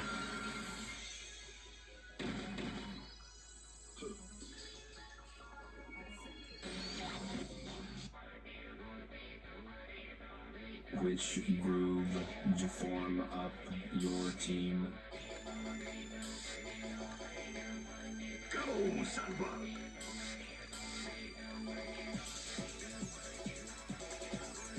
Here I go!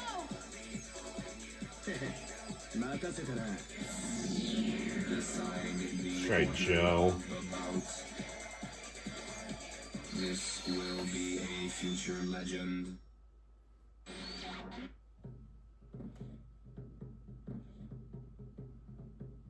You cannot escape from death. Round 1, fight.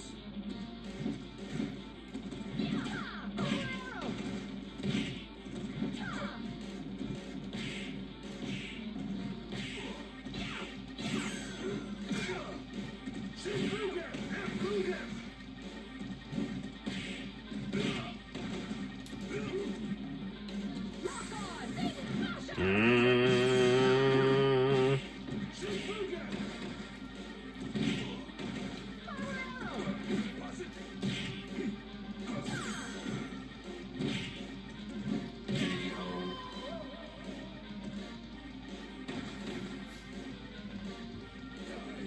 Diabo. Here we go. Round 2, fight.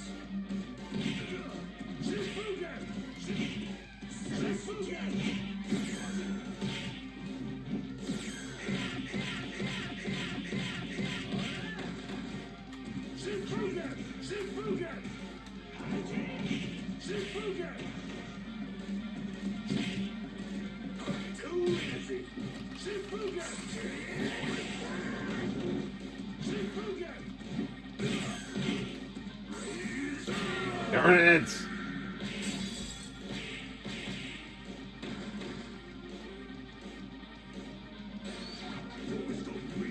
Round 3, fight.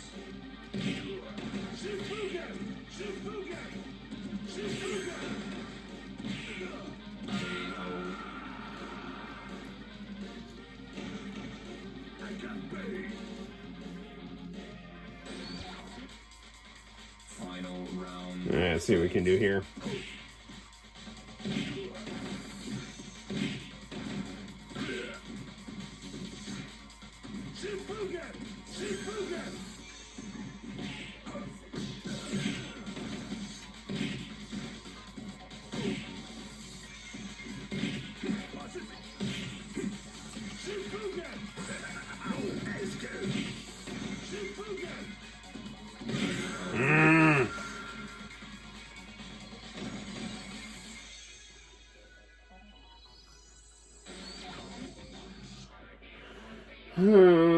Let's try to mix this up a little bit here.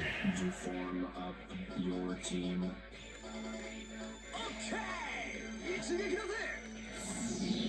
Decide the order of about. This will be a future legend.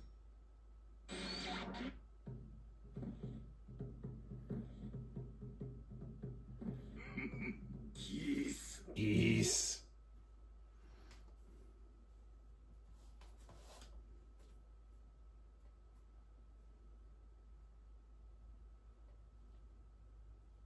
Round 1, fight.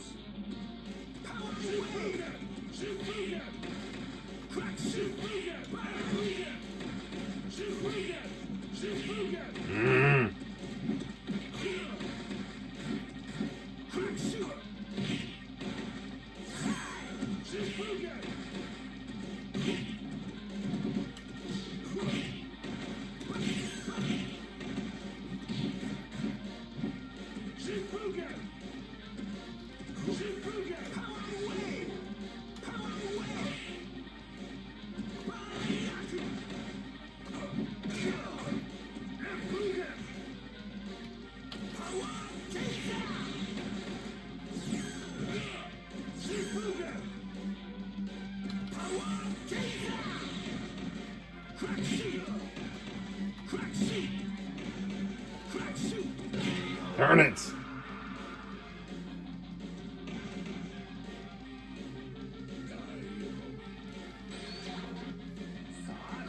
Round 2, fight.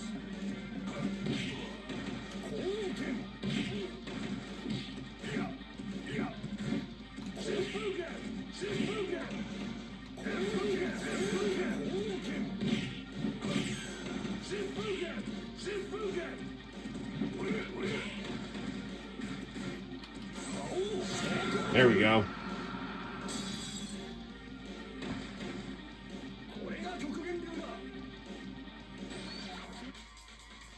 Final round, fight.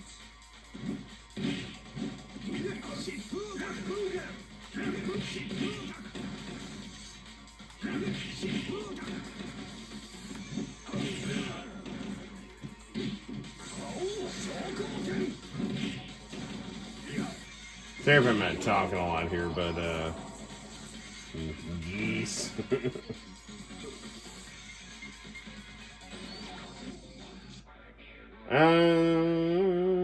Which groove to form up your team? Decide the Let's get crazy here. beat up, guys. You cannot escape from death. Round 1, fight. Hadouken! Hadouken! Predictable! Shifugen! Hadouken! Katsuki! Hadouken!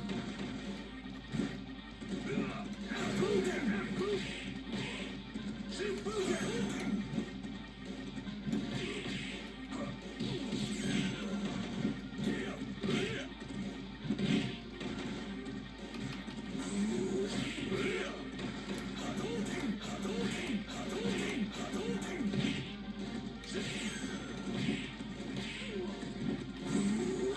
There we go.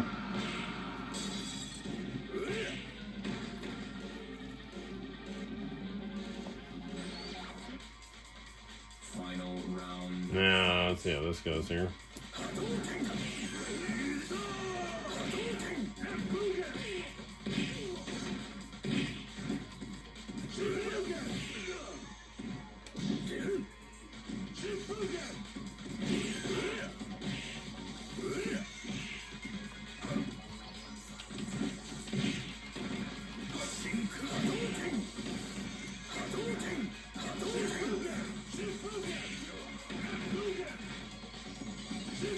Darn it!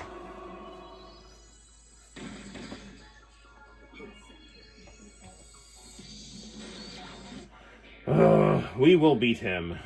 Which And then I will go to bed. form up your team. Go, Sandberg.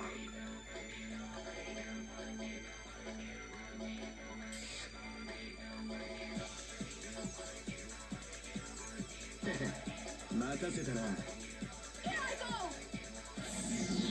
Decide the order of the bout. Show me your best. Those who know me escape from death. Round one, fight.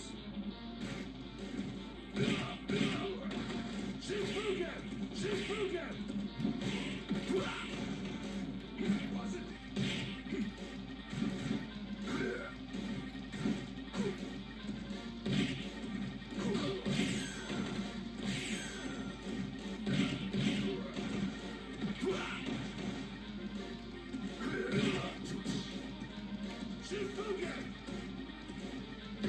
Darn it, man.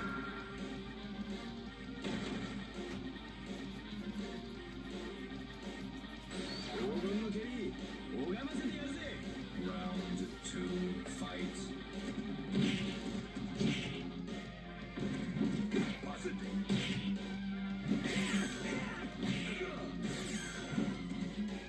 Shifugen! Shifugen! Shifugen! Shifugen! Shifugen!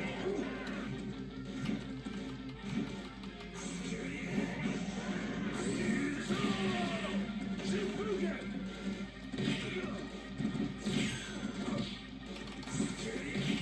Damn it. Shifugen! Shifugen! Shifugen! Shifugen! Shifugen!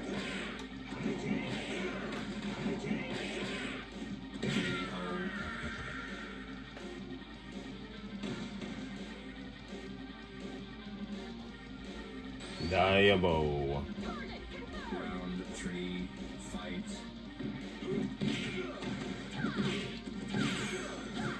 Shifugen!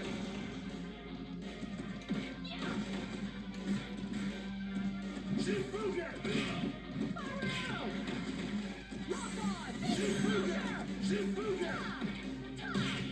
How did he survive that?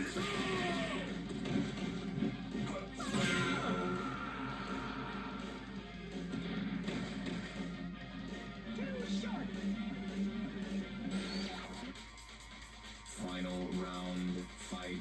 Let's see how this goes here.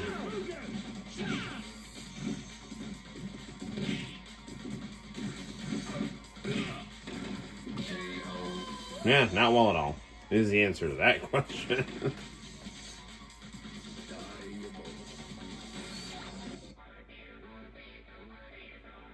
Which groove form up your team? Decide the order of show me your best. 拳の気を求めて escape from death. Round one, fight. Hadouken! Hadouken! Shifugen!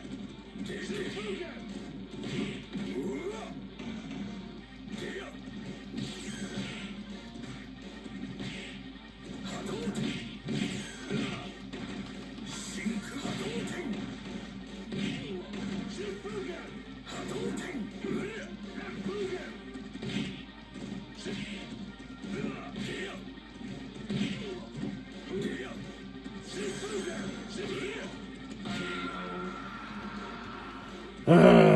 That's still not enough health, though. Yeah, we'll see. Final round, fight.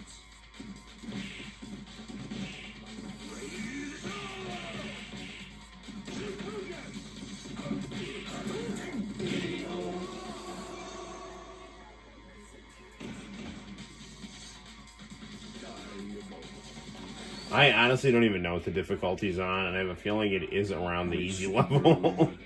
He's just a really annoying person to fight here. Let's do Balrog, Sakura, and let's do Blanca.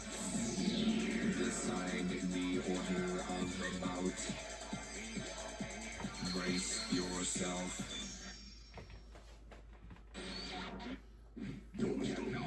Escape from death. Round 1, fight.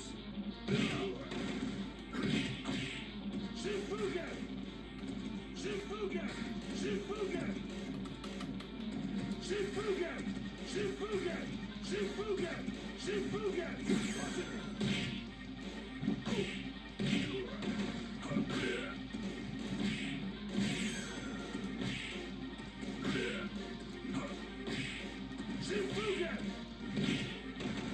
Shifugen!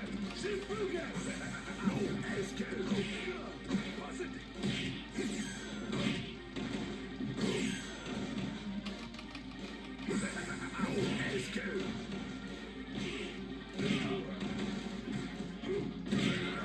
Damn it.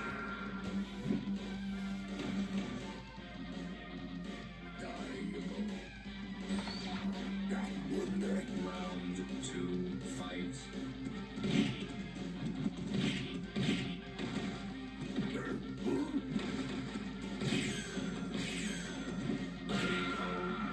Alright, well, there's that.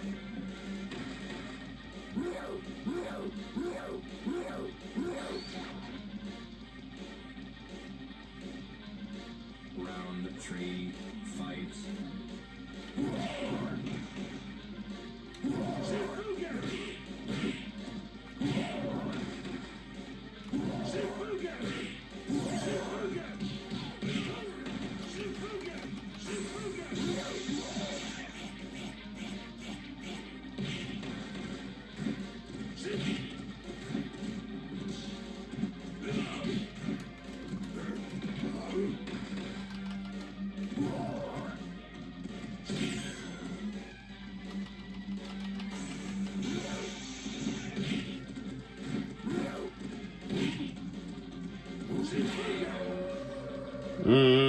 See how much Sakura can get done here.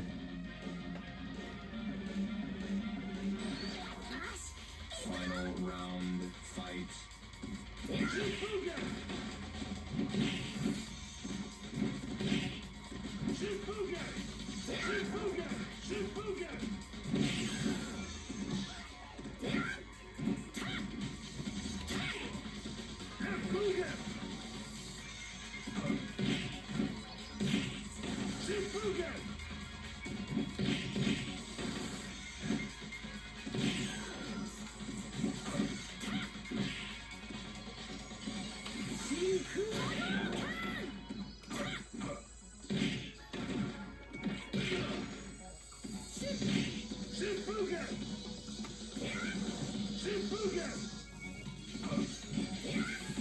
Damn it!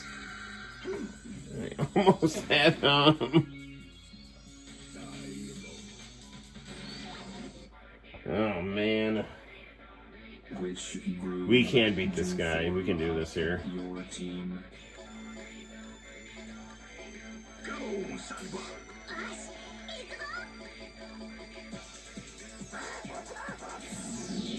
Decide the order of the bout. This will be a future legend.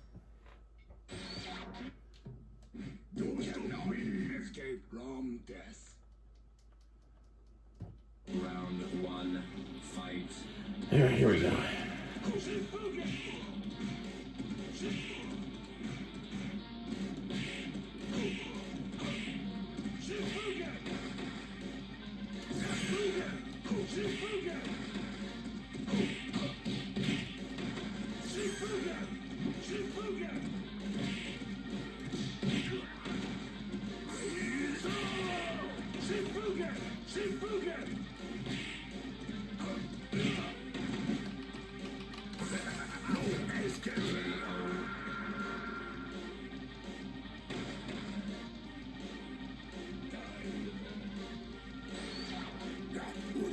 Round 2, fight.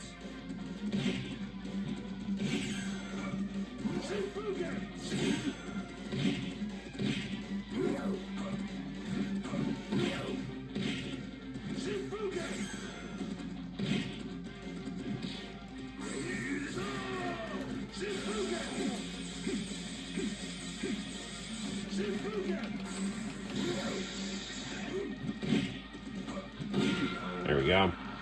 Good old Blanca.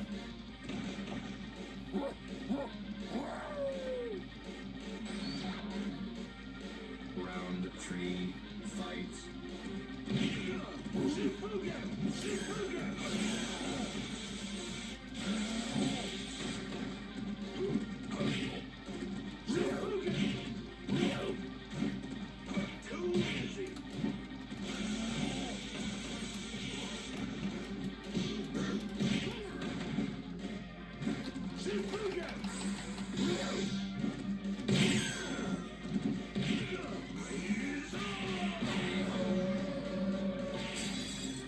Alright.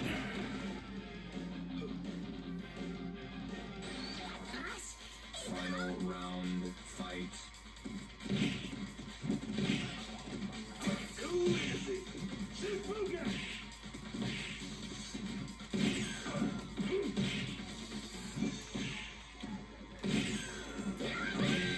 Damn it! I'm not really spamming the hit button. I don't think that's gonna work on this guy. Do you form up your team?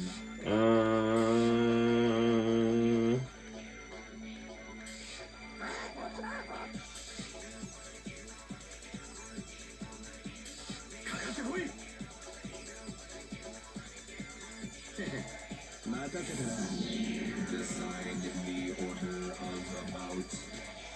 Heat up, guys. Let's see how this goes here. Escape from death. Round 1, fight.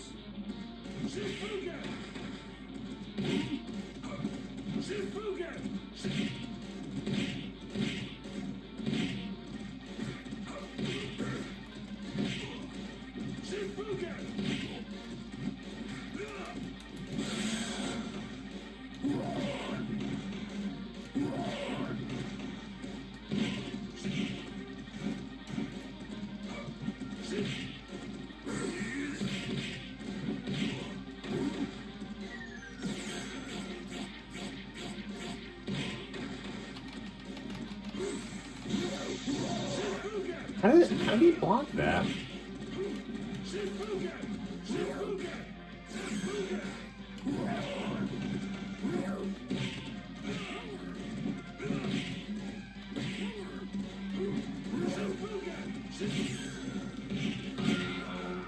Alright, well that's good. Round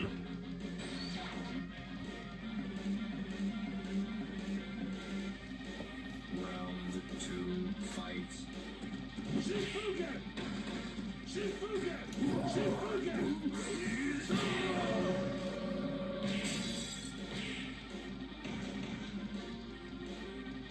Diabo. Round 3, fight.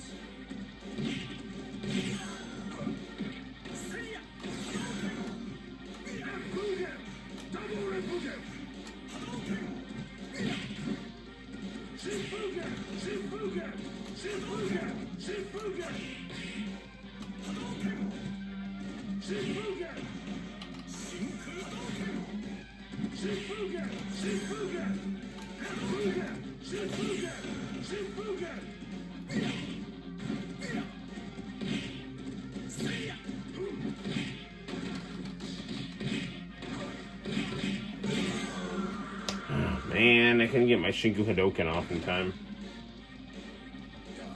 Diabo. Final round, fight.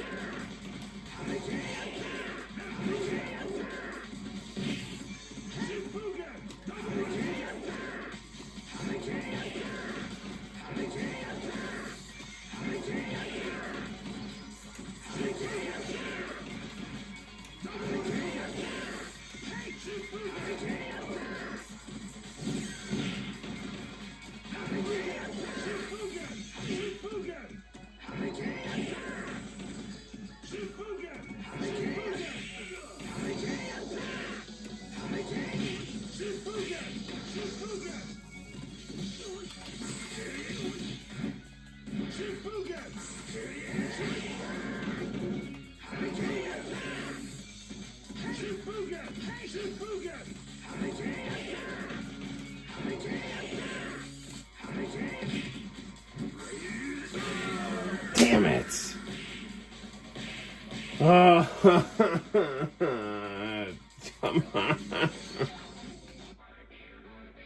Man, I thought we had him there. Which Alright. move do you form Okay. your team?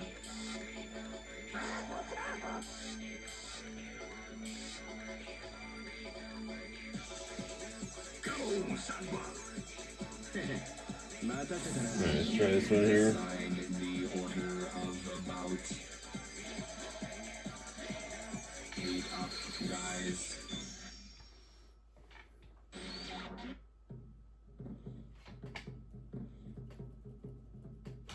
You cannot escape from death. Alright, well, let's see if our luck is not run out this time here.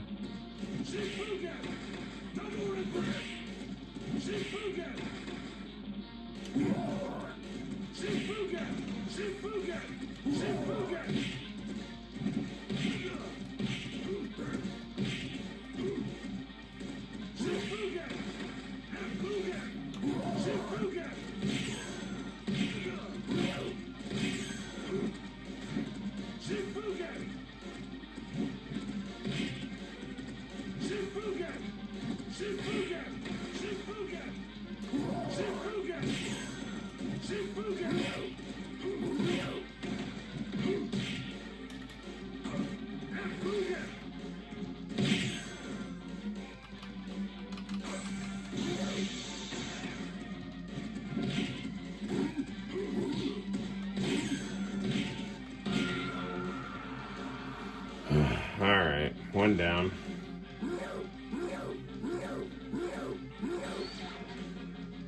Round 2, fight.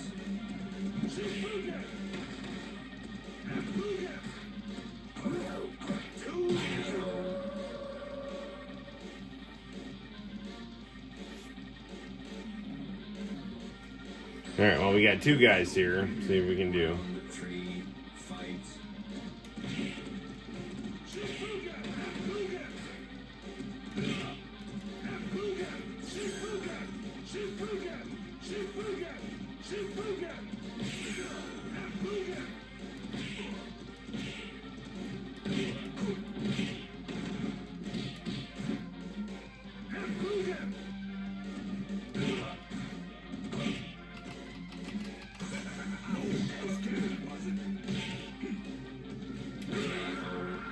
Well, it wasn't much of anything.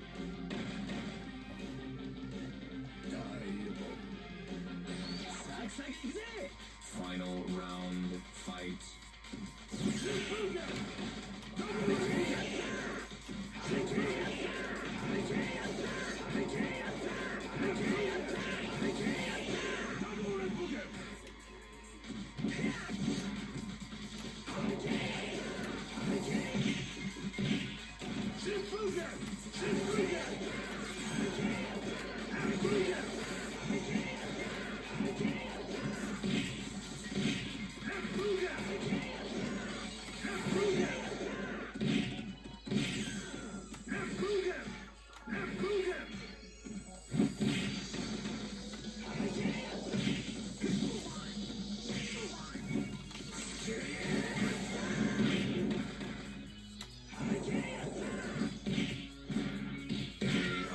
You know, I can't, like, get too aggressive with him because he's got Rising Storm ready because he's on a freaking full thing of health here.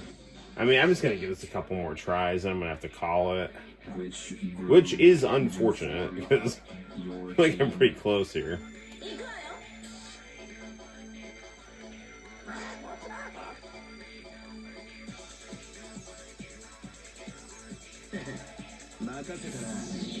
Decide the order of the bout. Brace yourself.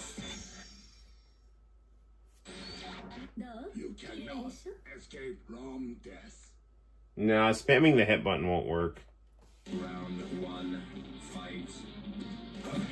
You gotta be selective with your attacks.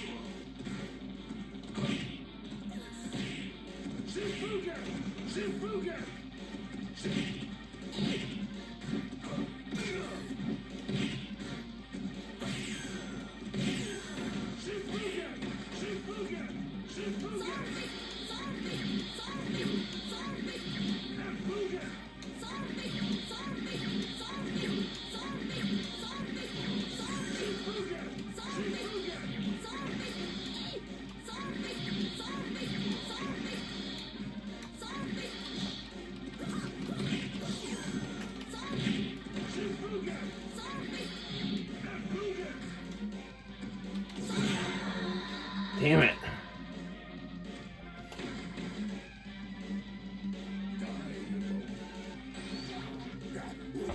Round 2, fight.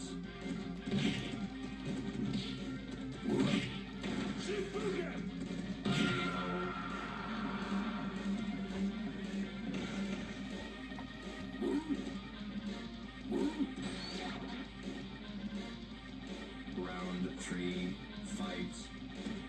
Nah, it doesn't matter the size of the character, it just matters your technique.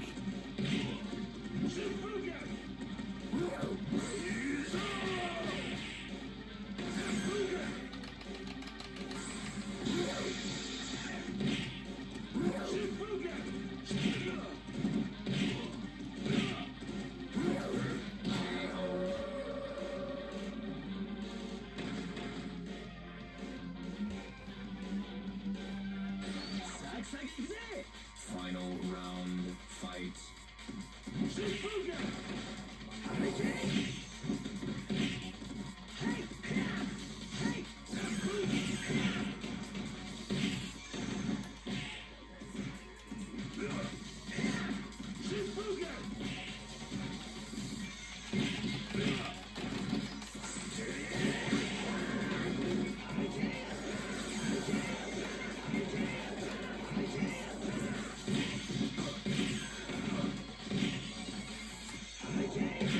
Yeah. Alright, like, I don't know. 2 more tries.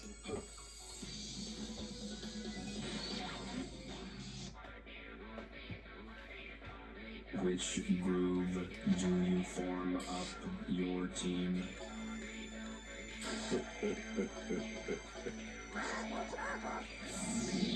Decide the order of the bout. Heat up, guys. You cannot escape from death.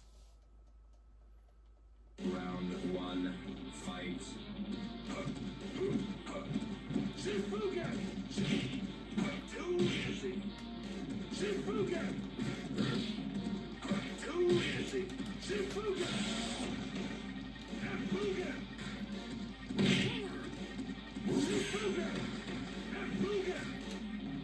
Shifugen. Shifugen.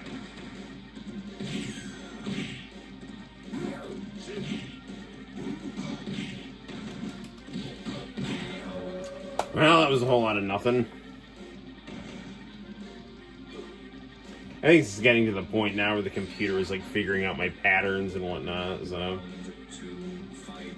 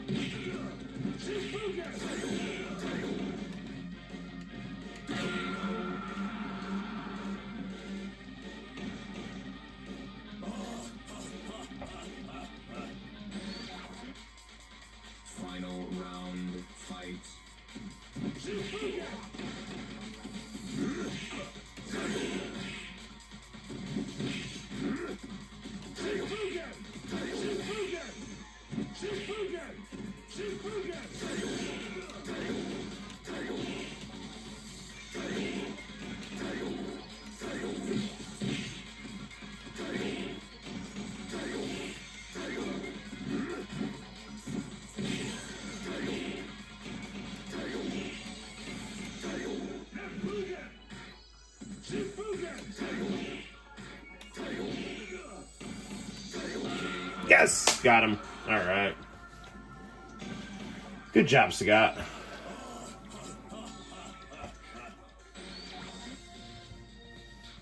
You are weak and stupid. You beat me, but you won't finish me off. Is this the code of the Street Fighters? How touching. But... Ha ha ha ha ha ha! I will never accept that. Until we meet again. Whee!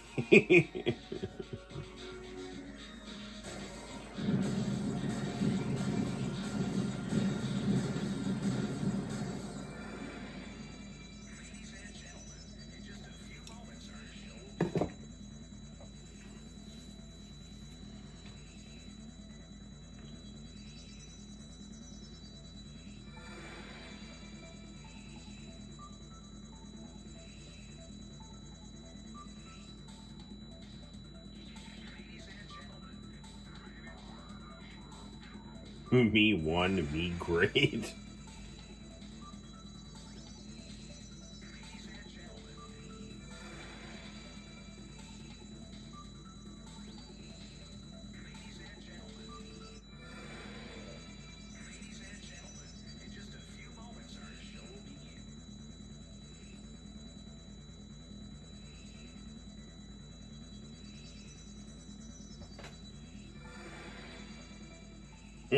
Yes.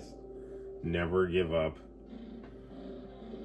Oh man. Alright. Well that's gonna do it for the stream here.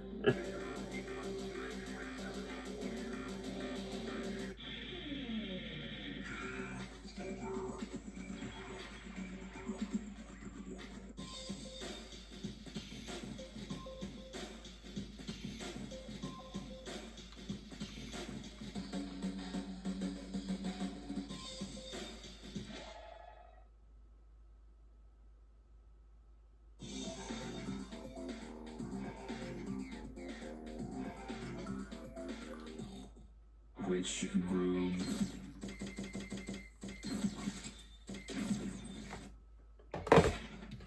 Okay. Well,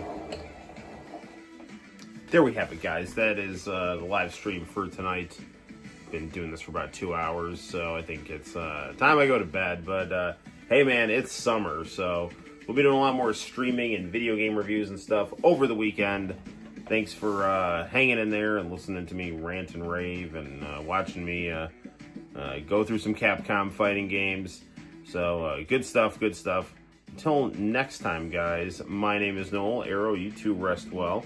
And I will see you in the very near future for more fun and excitement on the Noel ComiX YouTube channel. You all take care. Thanks for all your support and friendship. See you soon. Bye-bye.